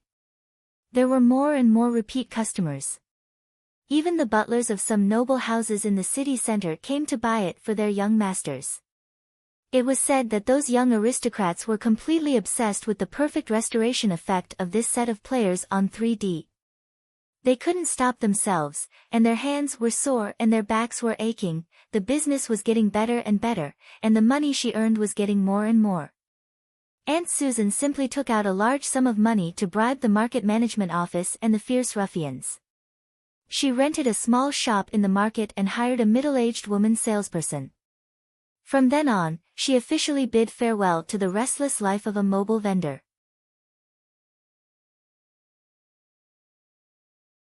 Nearly 2 months had passed, and the empire had entered the winter rain season. The food in the dilapidated and clean small courtyard was getting more and more abundant. Aunt Susan's hearty laughter was getting more and more frequent. Paul returned home more and more often. However, Sulu had been staying quietly in the attic and had not stepped out of the small courtyard. It was windy and rainy outside, and the Empire's people certainly did not relax their search for him. He began to ask Aunt Susan and Paul about the movement outside from time to time, but he did not try to go out of the door. The cold icy rain gently knocked on the window. The small courtyard, which had paid enough heating fees this year, was as warm as spring. After dinner, the 3 people began to play cards in the attic to pass the time. This had become a routine program in the small courtyard. They were playing Imperial South Road flower cards. From time to time, Aunt Susan's laughter and Paul's morning voice sounded in the quiet attic. Sulu smiled and played cards with the mother and son, but he knew very well that the mother and son were worried that they would get sick if they were confined in the attic for too long. Paul lost this game. The young college student rubbed his brown hair angrily and began to shuffle the cards. At this moment, Aunt Susan suddenly said, "You don't have to worry about implicating us. The people in this neighborhood we live in have always only cared about their own family affairs and are not interested in other people's affairs." Sulu was silent. He didn't expect Aunt Susan to guess his worries. "I went to the Joint Defense Office and quietly looked at the wanted document. There is no 3-dimensional image of you in the noble list. Maybe those officials have long forgotten about you, an inconspicuous little guy." Aunt Susan looked into his eyes seriously. "You can't hide in the attic all your life. These days, you often look out of the courtyard."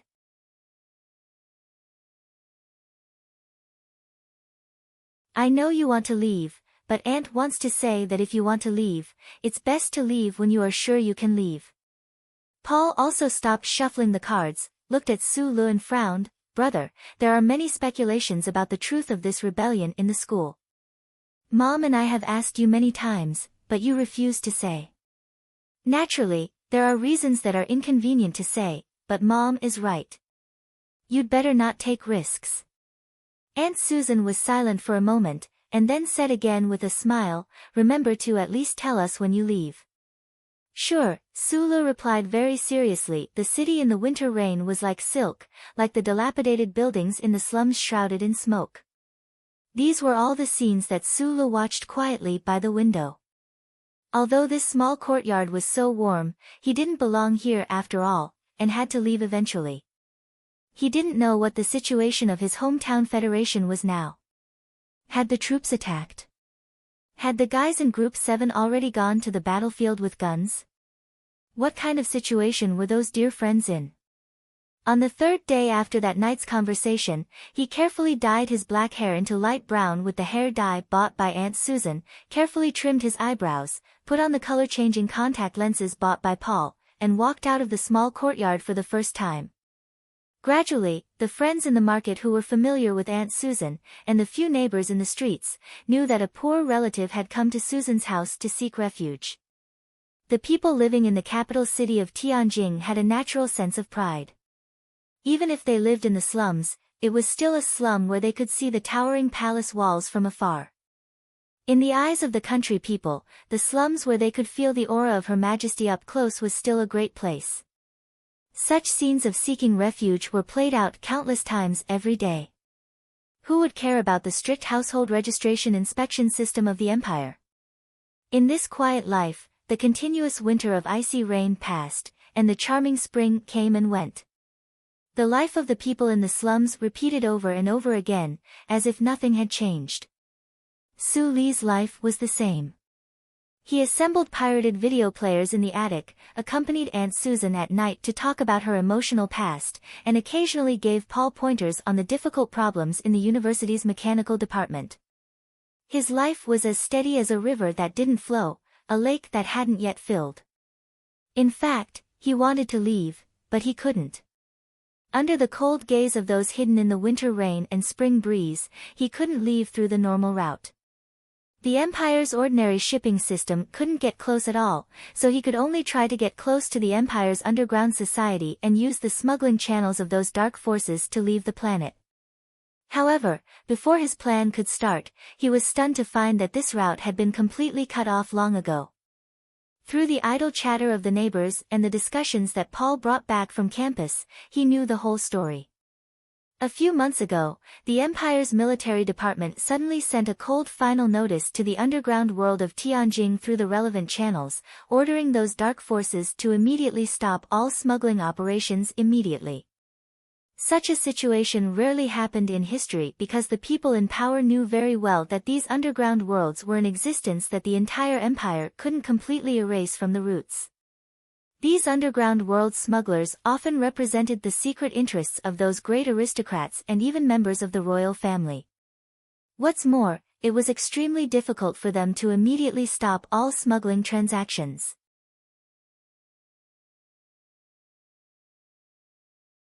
Sure enough, with the support of those royal family members and great aristocrats, the underground world of Tianjin did not immediately stop the military department's request.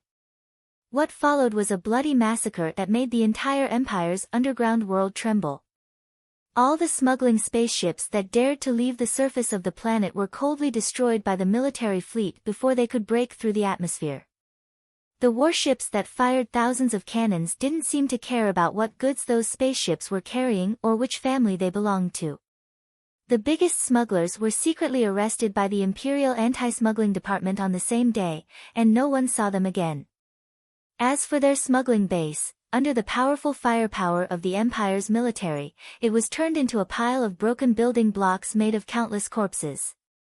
The most shocking part of the rumor was that the royal family members and aristocrats behind the smugglers were unceremoniously invited back to the dark courtroom by the Imperial Intelligence Agency officials. No aristocrat dared to resist because it was said that His Highness personally led the team. Most people in the Empire's society didn't understand why the royal family would think of a bloodbath in the underground world and spend so much effort to crack down on smugglers.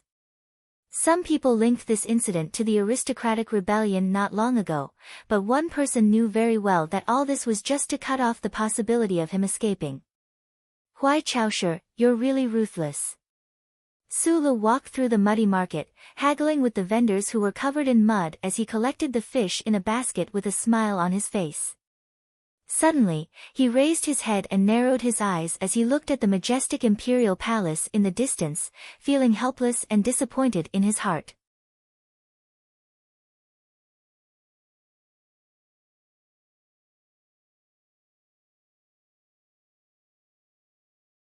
Chapter 620. An engineer's way of thinking was very logical. It was okay to make bold assumptions, but one had to be careful when seeking verification. When the object of research was a non-repeatable life, one would be even more careful when seeking verification. Before he was certain, Sulu would definitely not take risks because of the desire in his heart and the vague hope that seemed to exist. The Federation should be in the summer or autumn of the 71st year of the constitutional calendar. It was spring on the Empire's Tianjing planet. While he was here, he was thinking about the summer and autumn on the other side. He lived quietly in the slums. Looking at the ordinary slums of the Empire who were busy day after day and thinking about his own situation, he suddenly seemed to be able to understand how they felt. The universe was so big and so beautiful that they could only stay on the surface for the rest of their lives unless they went to war. Just like the people of the East Woods district back then, they were still bound by heavy gravity and life even though they were in the magnificent space age. He was not very familiar with his neighbors, but he could exchange a few words with them. Not many people could remember his extremely ordinary face, but the vegetable vendors that he frequented had already started to leave vegetables for him. The longer he lived in the capital of the Empire, the stranger Sulu felt. These extremely ordinary, irritable, and honest people of the Empire would occasionally talk about the distant space war. When they mentioned the people of the Federation, they would always become abnormally angry and want to eat all the men of the Federation alive and snatch all the women of the Federation to be their wives. Where did this anger and fanaticism come from? Was it an invasion in textbooks, or a racial hatred that had been passed down for many years? These vegetable sellers, vegetable buyers, protection fee collectors, protection fee payers, old people, young people, men, women, and the ordinary slums of the Empire, were all the Federation's irreconcilable enemies? Sulu really found it hard to associate these people with beasts. He could not understand. Was it this group of people who slaughtered the Federation civilians like pigs and dogs on the West Woods? War should not only make women go away, it should also make civilians go away. Leaving Aunt Susan's dilapidated courtyard more and more often, he walked further and further away at will. Often, he would subconsciously pass by the courtyard whose walls were painted all white. In fact, this was not a subconscious action. This courtyard occupied a very large area. The buildings in the courtyard were not tall and did not exceed 3 floors. Looking from afar, they were basically all luxurious wooden structures. Whether it was the walls or the wooden pillars, they were all painted white. It was so white that it made people feel solemn. The white courtyard was surrounded by tall trees, and there was a faint fragrance of flowers coming from inside. The streets outside the courtyard were extremely clean, and there were many soldiers in plain clothes looking around vigilantly in the shadows, which made them seem somewhat out of place in this slum that was full of dirt and garbage. Sulu would often pass through half of the alley. Every now and then, he would see ordinary citizens of the Empire kneeling on the flagstones outside the white courtyard, prostrating themselves on the ground and murmuring pious and fanatical prayers. Nobody dared to disturb them. One day, after buying 2 cans of metal adhesive in a hardware store, Sulu walked through the alley and came to a restaurant that sold caviar. He bought 2 packs of caviar, but did not leave immediately. Instead, he ordered an unknown light drink and sat on the seat facing the street on the 2nd floor. He drank the caviar and ate happily.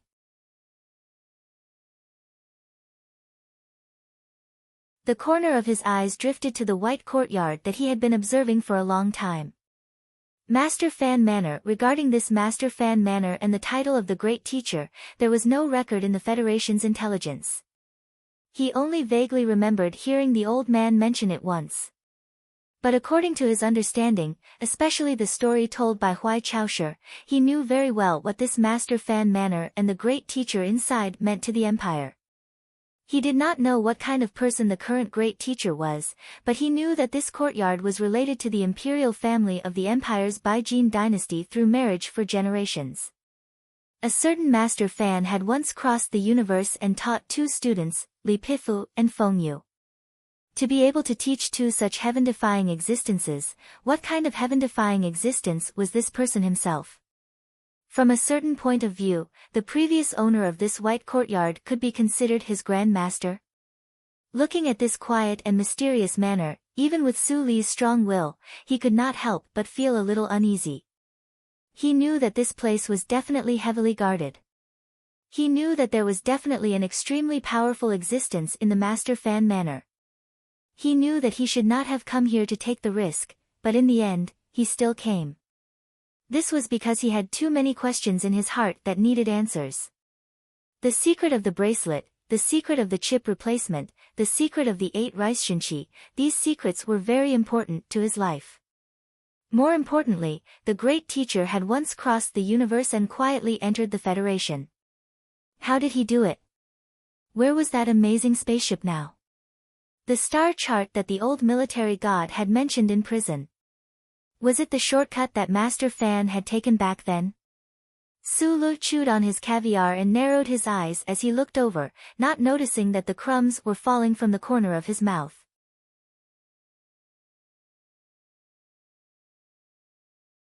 In the face of the imperial family's tyrannical and even somewhat crazy search and interception operations, he had to safely leave this planet, leave the empire, and return to the Federation. It seemed that he could take the old path that his predecessors had taken, but this path might be even more difficult.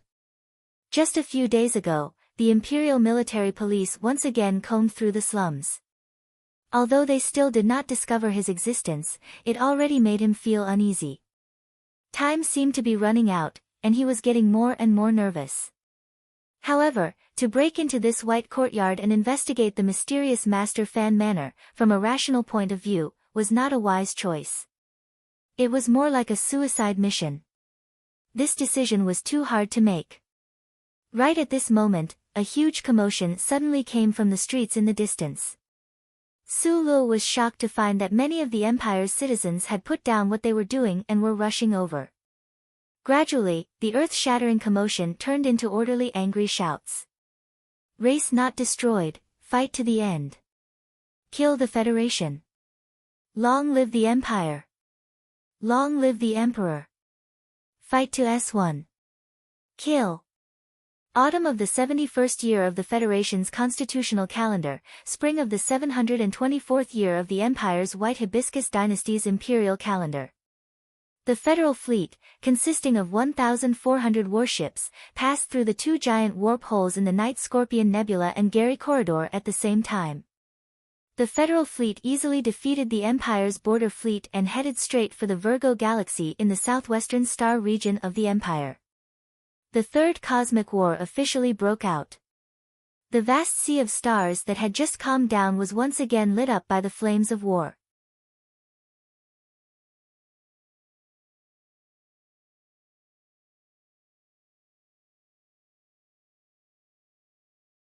Chapter 622. That night, Paul rushed home from the second university. His clothes were full of traces of inferior paint. During dinner, he picked up 3 pieces of wheat vegetables in a daze. Finally, he could not bear the puzzled eyes of his mother and Su Lu. He put down his chopsticks, lowered his head, and said, "I have signed up for military special training."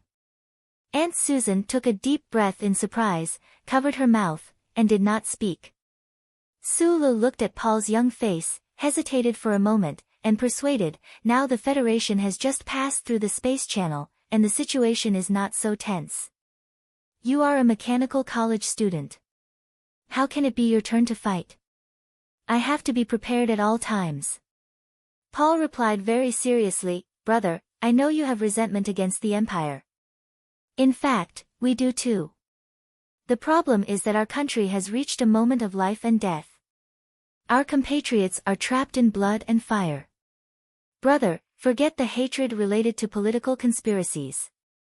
He patted Su Li's shoulder and said with emotion, we are not fighting for His Majesty, but for ourselves. Aunt Susan slowly put down the spoon in her hand, and a proud and gratified expression flashed across her chubby face.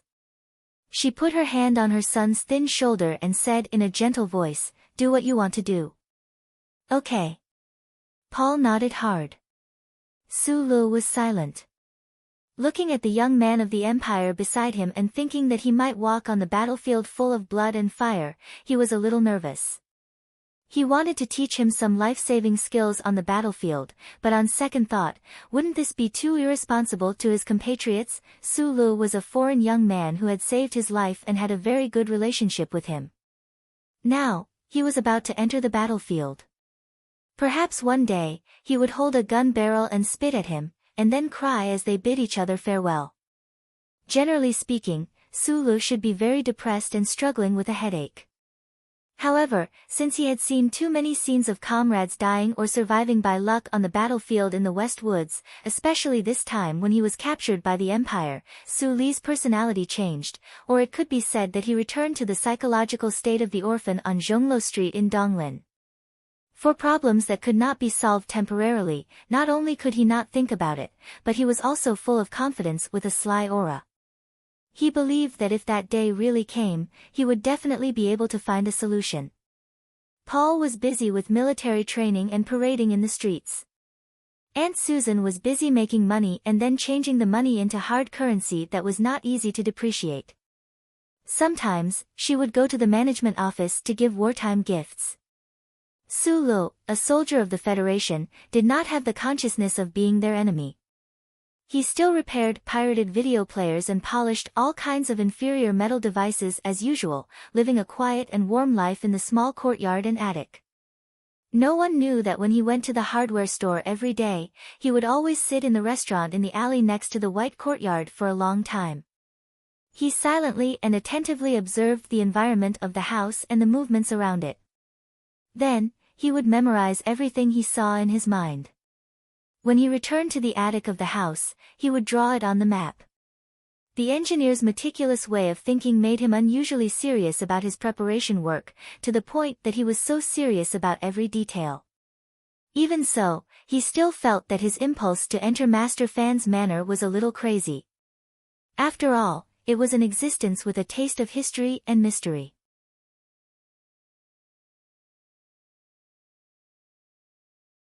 And after so many years had passed, who knew where the amazing spaceship that the previous Master Fan had taken was?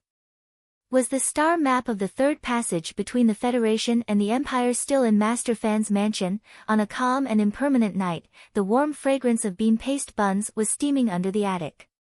Aunt Susan was humming one of the most famous and most vulgar online songs in the Empire, happily waiting for her son's return. Paul had already finished the special military training at the second university.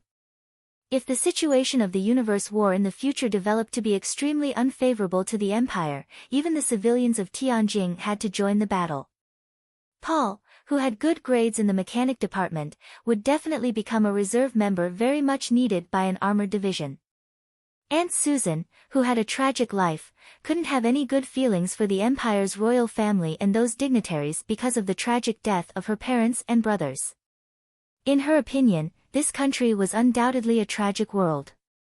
But as Paul said to Su Lu, ordinary Empire civilians and even slaves, facing the situation of the Federation's large-scale attack, simply put down their hatred for this society in an instant and filled their hearts with love for their hometown, supporting mothers to send their sons to the battlefield with laughter and tears.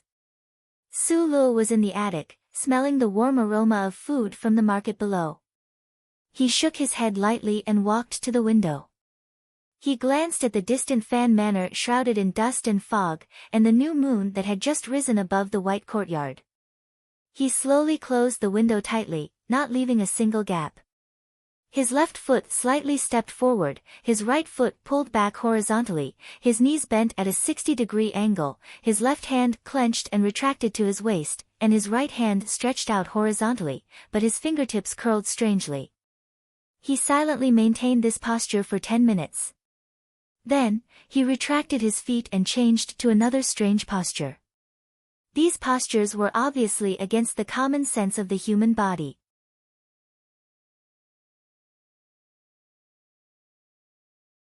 At the very least, he didn't like the reverse-jointed elbows and knees and the trembling thigh muscles and fibers. These were the 10 postures he had practiced since he was a child. Gradually, trembling was born from the muscles and fibers that were constantly being twisted, squeezed, and rubbed all over his body. Then, it turned into a magical burning power that was hidden under his wheat-colored skin. Following an irregular path, it was transmitted to every part of his body, every finger, every strand of hair, and the tiny holes under each strand of hair. The air in the attic seemed to feel some kind of attraction, and a gust of wind came out of nowhere, slowly flowing around his almost absolutely still body, intimately communicating with the invisible power that seeped out of those pores, rubbing together and then dispersing. The magical power that he had practiced for more than 10 years was silently called the tremor magic when he was a child. Only now did he know that this power actually had a name called 8 rice. However, just as he learned the name, the powerful power in his body was cut off by White Sausher's even more powerful and irresistible power. With his life as a bet, Sulu fearlessly broke through the seal of that finger, and all the meridians in his body were shattered, turning him into a paralyzed patient. After that, this Donglin stone endured pain that ordinary people absolutely could not endure, and actually forcibly picked up all the scattered power in his body piece by piece. Not only did he recover his original power, he even had a faint leap in some level. Sulu felt this, but his body was too weak during the escape, and there was no way to know how big the scale of this improvement was. It was not until Aunt Susan saved him and allowed him to stay in the attic that he somewhat inconceivably discovered a lot of problems. He slightly narrowed his eyes, looked at the headphones on the straw mat, slowly raised his hands, and felt the scorching heat spewing out from behind his waist. It no longer followed the previous path, but rushed straight out from the inside of his body like a running bison, rushing over his chest, rushing over his shoulder, rushing over his upper arm, rushing over the tip of his elbow, and rushing into his palm. His palm was still the palm with calluses, but there was a real feeling of swelling filling it, and it seemed to be bigger than what he saw with his eyes. The scorching power was like the air in a balloon constantly pouring into his palm, making his 10 fingers feel swollen and sour, especially the skin of the fingertips became very sensitive, as if he could feel the slightest flow in the air. Sulu suddenly frowned, softly groaned, and stretched out his 10 fingers in the air suddenly flicked.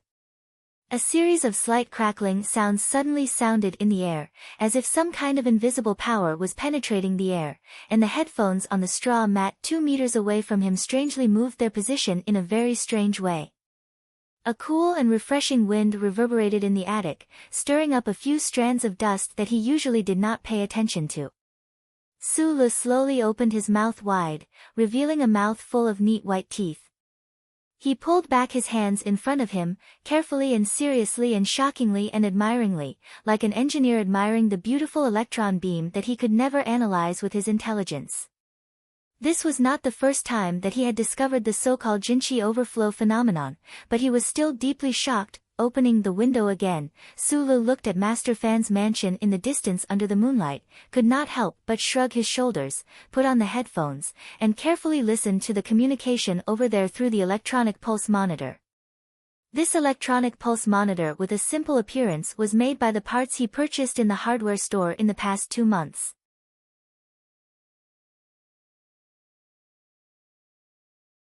With his mechanical skills, it was easy to complete this tool, and it did not let the Imperial Engineering Supervision find any abnormalities.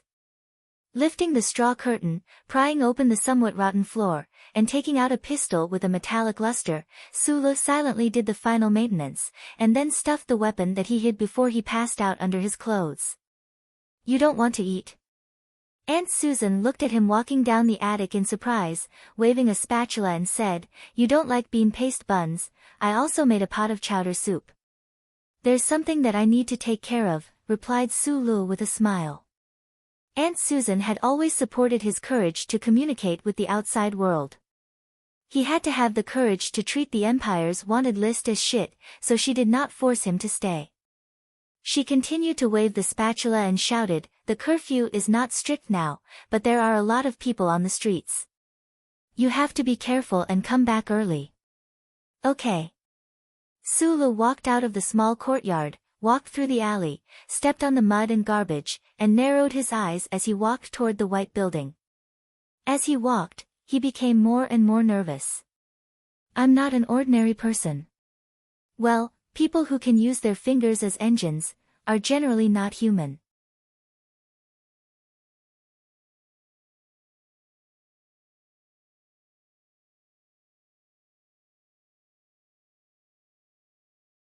Chapter 623. Sulu was an ordinary person who did not take the usual path. However, as a fugitive from the Federation who was crazily wanted by the Empire, he actually dared to carry a gun and charge into the White Courtyard alone. Even he himself admitted that the path he chose was a bit too steep. This matter was a bit too crazy.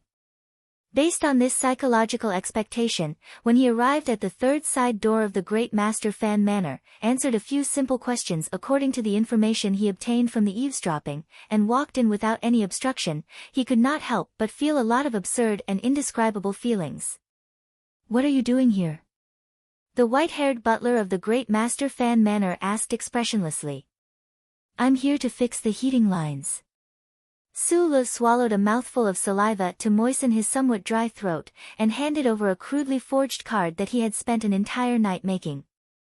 Somewhat unnaturally, he explained, "Last winter, the heating lines in the remote residence exploded twice.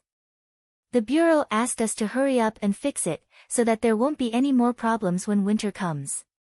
There was still a long way until the next winter. Although it was true that the Bureau had recently sent engineers into the Great Master Fan Manor to do maintenance, Sulu still felt that this reason was not very tenable, not to mention that the forged card was really easy to see through. Unexpectedly, the white-haired butler did not even glance at the card. He frowned and waved his hand, leading him in. The moment he entered the courtyard and closed the door, Sulu subconsciously glanced at the dark shadows of the trees outside the Great Master Fan Manor. After observing for several days, he knew very well how many elite forces of the Empire were responsible for the security work in the darkness. If the Great Master Fan Manor discovered that there was something wrong with him, who knew how many bullets would shoot through him? But he just had to enter like this. Just like this, he entered the most mysterious Great Master Fan Manor of the Empire like a joke. Don't make any noise. There are many old scholars in the manor who do historical research. They hate metal, so they also hate the sound of metal colliding. The white-haired old butler clearly did not care about this brown-haired maintenance worker, coldly telling him what to pay attention to. Don't cough. The people in the manor are all old. They like to cough, so they don't like to hear other people cough. Don't run around. There are no traps in the mansion, and there are no dogs. However, even a cleaner in the mansion has a license to kill. If you make too much noise when you run around, it will affect his mood. Sulu obediently carried his toolbox and followed behind the butler. He seemed to be carefully listening to these strange and threatening warnings, but in fact, his slightly drooping eyes were constantly sweeping around him. From the outside of Master Fan Manor, he could not see much of what was going on inside. Now that it was rare to enter, he had to carefully examine the terrain and analyze the functions of each area to facilitate his later search, or escape again. Don't look around. The white-haired old housekeeper seemed to know what Sulu was doing without turning his head. Or perhaps it was because every outsider who could enter the Fan Manor in the past couldn't help but look around curiously, so he coldly added this sentence, "Along the way, all he saw were corners and trees." He didn't see too many valuable things until he entered the pipeline control room in a remote corner. He was left alone. Gently placing the toolbox on the ground, Sulu looked at the complicated pipeline lines in front of him and frowned deeply. For a full 10 seconds, he did not move at all. He was not confused by the complicated pipelines in front of him.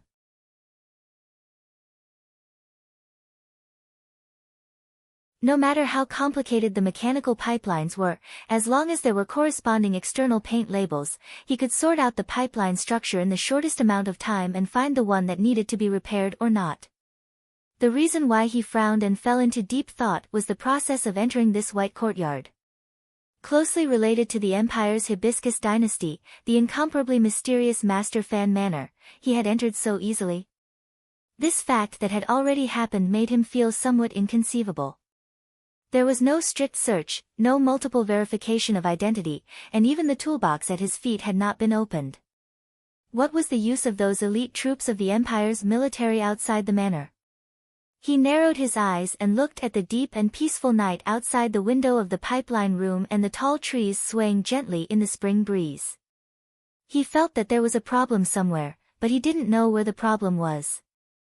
He felt that there was something strange hidden in the peaceful courtyard, but he didn't know where it was. Gently and silently exhaling, he squatted down and opened the heavy toolbox to begin his work. Since he had already entered this place, then regardless of whether there was a problem or not, he had to continue walking. He pulled up the historical data on the monitoring screen beside him and found the few pipelines with the least amount of sewage discharge. Then, he opened the central valve in the pipeline room and silently placed the high-carbon rods that were sampled and analyzed into each pipeline in order. Among them, there was one pipeline with the least amount of sewage discharge in history, and there was more flocculant inside. Su Li's eyebrows raised slightly and waited for the results of the high-carbon rods to appear on the light screen. Indeed, the sewage discharged from this pipeline did indeed contain the most K2 factor. He had already checked before. K2 was the most commonly used cleaning agent in the high-level libraries of the Empire.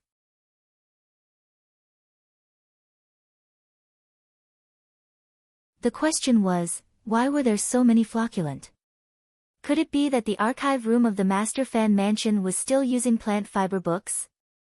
Although he was hesitant in his heart, there was no hesitation in his actions. He took out 2 rubber pads from the toolbox and stuck them on the pipeline. He pulled out a wire and connected it to a small metal box. Then, he took out a rubber rod and gently knocked on the metal pipeline. No one could hear the sound, but the shock wave produced by the collision between the rubber rod and the metal pipe quickly flowed into the ground along the pipe. It continued to move forward until it reached the exit at the end. Then, it turned back again and entered the rough sonar receiver modified by Su Lu through the 2 rubber pads. The Master Fan Mansion was very big. Su Lu had no way to confirm where the room he was looking for was, so he could only choose this way. After confirming the location of the archive room, he didn't leave immediately.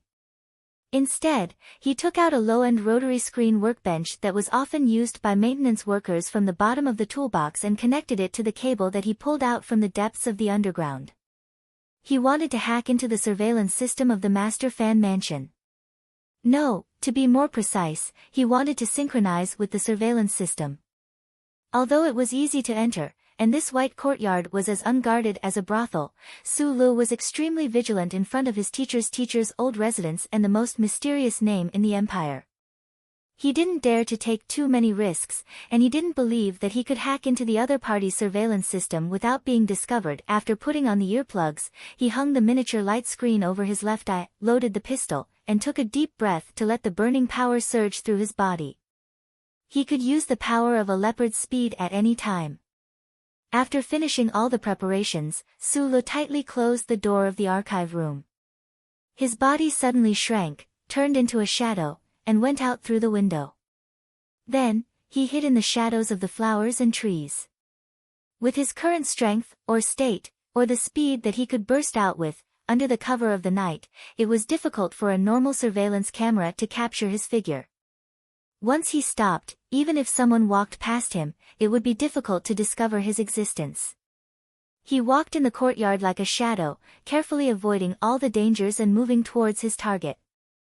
The Master Fan Mansion was much bigger than it looked from the outside. To reach the archive room, he had to go through a lot of places. On the way forward, there was the sound of the TV news, the sound of arguments, and the unique buzzing sound of tapping on the diaphragm keyboard. These sounds made him feel a little strange. It was as if this courtyard wasn't some mysterious high-ranking official's mansion, but rather a campus full of the smell of youth. On the way forward, he saw a lot of buildings, and the outer walls of these buildings were all painted white. Even if there were traces of time and wind and rain, it still gave a feeling of cleanliness that made people feel a little cold. He didn't know how many turns he took, but through the branches in front of him, Sulu suddenly saw a stone wall that wasn't white. His body slightly stiffened and stopped in his tracks. There were a few lines of scribbled words on the stone wall. A person with a pure heart has a boundless future. He narrowed his eyes, thinking that the guy who founded the Master Fan Mansion must have been an artistic youth who needed to be cured. The people of the Federation kept criticizing the big shots of the Empire, so he didn't notice that below the line of Empire characters, there was a line of smaller words. There was no trace of light in the room, no sound, and no one.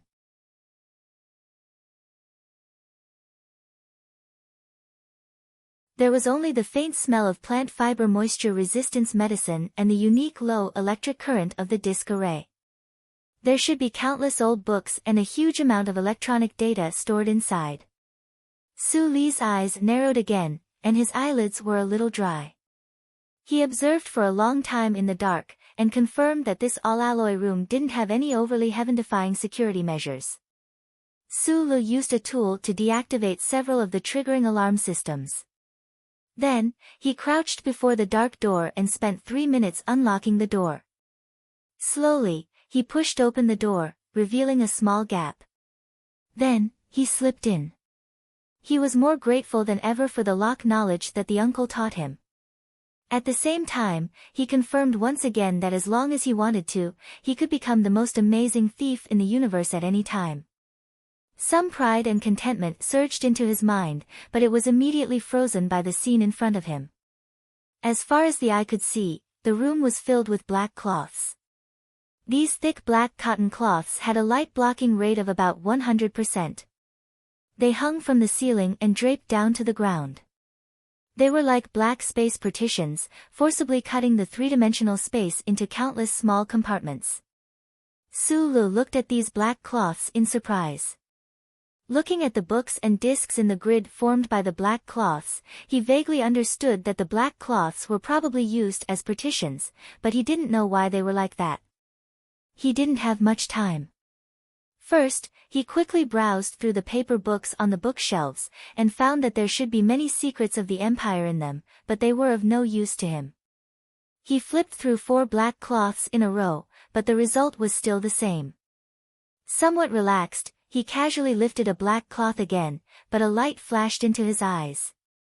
Su Li's eyes narrowed, knowing that he wouldn't be able to put down the black cloth in time.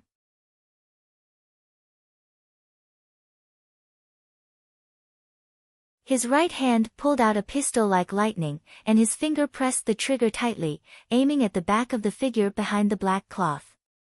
It was the back of a middle-aged man.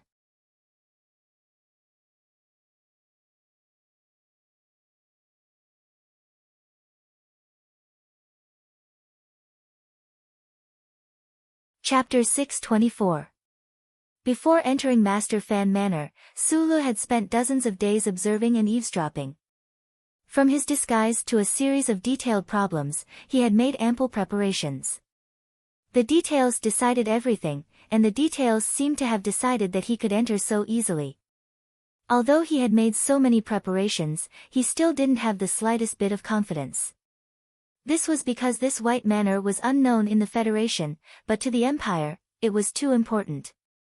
The smell of history was too strong. The bracelet he had come into contact with when he was young, and the story of Twilight in the Palace City made him particularly cautious of this place. Because of this kind of psychological preparation, even if there was an electromagnetic cannon hidden behind the black cloth, or dozens of invisible mecha that were far beyond the level of modern technology suddenly popped out of thin air, he might not be surprised, but the scene before his eyes shocked him so much that he could not speak, and his body stiffened. Whether it was the Federation or the Empire, their history was written by a combination of pen and gun. At this moment, his hand was tightly gripping the cold metal gun, and the muzzle of the gun was aimed at the man who casually asked about Schiller's novels. That was the content of the novel, the pen, and the words. It was very different from the current atmosphere, as if a wandering poet had suddenly appeared on a bloody battlefield. It was either pretentious or stupid. I've read many of Schiller's novels, but I don't have much of a literary opinion. Su Li's footsteps were soft and silent, and he expressionlessly took 2 steps forward. The muzzle of the gun was pressed against the back of the man's head. The strange feeling made him subconsciously lower his voice as he answered. The middle-aged man wore an extremely ordinary thin coat. The hem was a little long, and it covered his legs and knees. The room was warm like spring, so he wasn't afraid of the cold. He didn't seem to feel the cold metal gun at the back of his head. He scratched his head, put down the pen in his hand, and turned back with a frown. Reckless men like you who only know how to fight have never studied comparative literature or genre literature. My question was a little redundant, but since you've read so much, quickly recite a few of my novels. The Empire's collection of information is still problematic. Those idiots sent by the military always think that novels are not serious business. They only know how to draw maps. There are still a few of Schiller's early novels that haven't been collected yet. Su Lu looked at the face of the middle-aged man under the muzzle of the gun. His finger on the trigger couldn't help but tremble slightly. He didn't know why, but he had a strong urge to blow this face into pieces. It wasn't because this face was too ugly, too wretched, or too frivolous.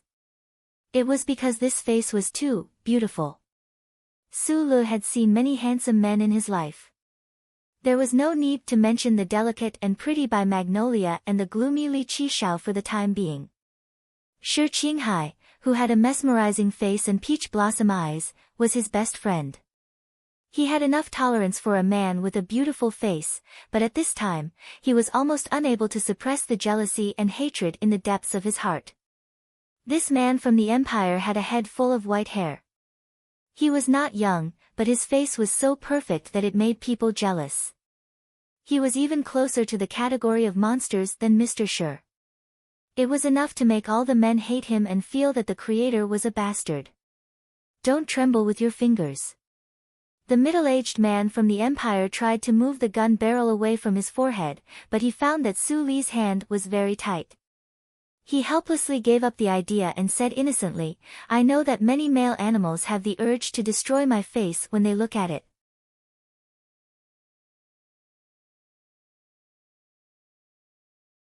But this has nothing to do with me. It's my parents. To be more precise, it's a biological mark passed down by some ancestor." He continued with emotion, "The greatest tragedy in the world is to destroy beautiful things and display the process for others to see. I admit that my face is the source of countless tragedies." Su Li's knuckles turned slightly white as he gripped the gun. He found that this mysterious man in front of him was not only ridiculously beautiful, but also nag and narcissism to an outrageous extent. "Who exactly are you?" He knew that his question didn't have much power because it was too cliché, but this was the question he was most nervous about at the moment. "This is Master Fan's mansion." The man from the Empire looked at him with a smile. His bright eyes were unusually charming, and even the few wrinkles at the corners of his eyes had an indescribable feeling. "So?" Su Li's thick eyebrows raised slightly. "So? I am naturally the great teacher." According to the background introduction of White Saoshir's story, the Great Teacher was a great title that was inherited by a certain family. This family of unknown origins helped the Hui family establish the Hibiscus dynasty, and for more than 700 years, they had been hiding behind the scenes to support the royal family's rule over the vast star region. Every great teacher naturally became the teacher of the Empire's emperor, so the title of Great Teacher gradually became an actual position. This kind of existence was definitely amazing, especially when he knew that the former Great Teacher had taught Li Pifu and Feng Yu, the pair of brothers. Su Lu no longer doubted this point. He had thought that the current Great Teacher might have 3 heads and 6 arms as thick as thighs, but he didn't expect that when he really met him, he would still be severely shocked. "All right, I admit that I'm not a guest." Su Lu took a deep breath to calm himself down.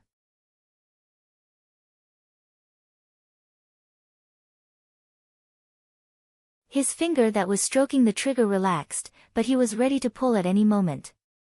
He intimately pressed the muzzle of the gun between the beautiful face's eyebrows and said with a slightly hoarse voice, "I seem to have to admit that you seem to know that I was coming and have been waiting for me. But the problem is, do you know who I am? The entire empire is looking for you." Great Teacher Fan smiled and replied, "But other than His Majesty and Xiao Shi, probably no one knows your true identity. But if others don't know, how can I not know? Please try to be concise." Su Lu gradually calmed down. He twisted his lips and pressed the muzzle forward without hesitation. The Great Teacher frowned because of this action. He then stood up, as if he wasn't worried that Su Lu would pull the trigger at all. He waved his hand and said, "You are Nasri's son, so you should be Jian Shui'er's half-brother. Based on this relationship, you should also call me uncle. Is it popular in the Federation to point a gun at one's uncle's head and shout, 'Kill'? Well, if we don't start from my poor sister, or from my poor father who died in the hands of an old man, Nasri and I are brothers. I am the disciple of the sect leader." Does the Federation have such a cute title? Listening to the middle-aged man in front of him talking non-stop, Su Lu suddenly felt as if all the sounds in the room were being absorbed by the black cloth that was everywhere. He couldn't hear anything at all, but the words were clearly transmitted into his mind. There were too many plots and clues in a few simple sentences. It was so complicated that even his logical brain was a little confused. "Wait, this is a little too complicated. You have to let me sort it out first." Su Lu reached out his left hand with a headache, indicating for the other to stop. "Oh, the relationship between the great families has always been very complicated. If you are interested, you can study the history." The Great Teacher continued excitedly. Su Lu helplessly moved the muzzle of the gun down a little and blocked the Great Teacher's mouth. With an extremely serious expression, he said, "Let's start from the beginning. You said that Jian Shui'er has to call you uncle. Does that mean that her mother is your elder sister or younger sister?" Logically speaking, the Great Teacher, who should be incomparably honorable and serious, was now squeezing his extraordinarily beautiful face, ignoring the cold muzzle of the gun in his mouth, and vaguely explaining, "I said that she is my elder sister." "So your elder sister is the former Great Teacher's younger daughter? Then what are you?"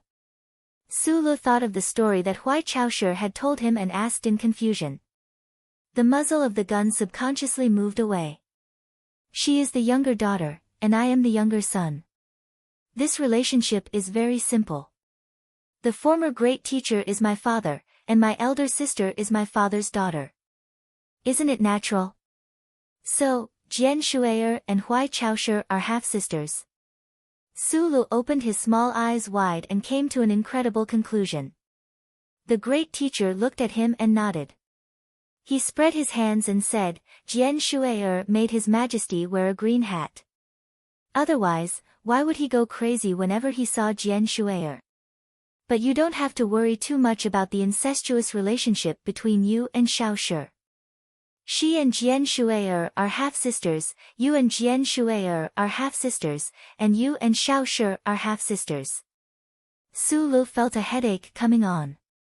The Great Teacher was focusing on the main point, so he asked, "Then you, the current Great Teacher of the Empire, is Jian Shui'er's uncle, and also Huai Caoshi's uncle? I am very proud to have two nieces who are the most outstanding in their respective fields," the Great Teacher said with satisfaction.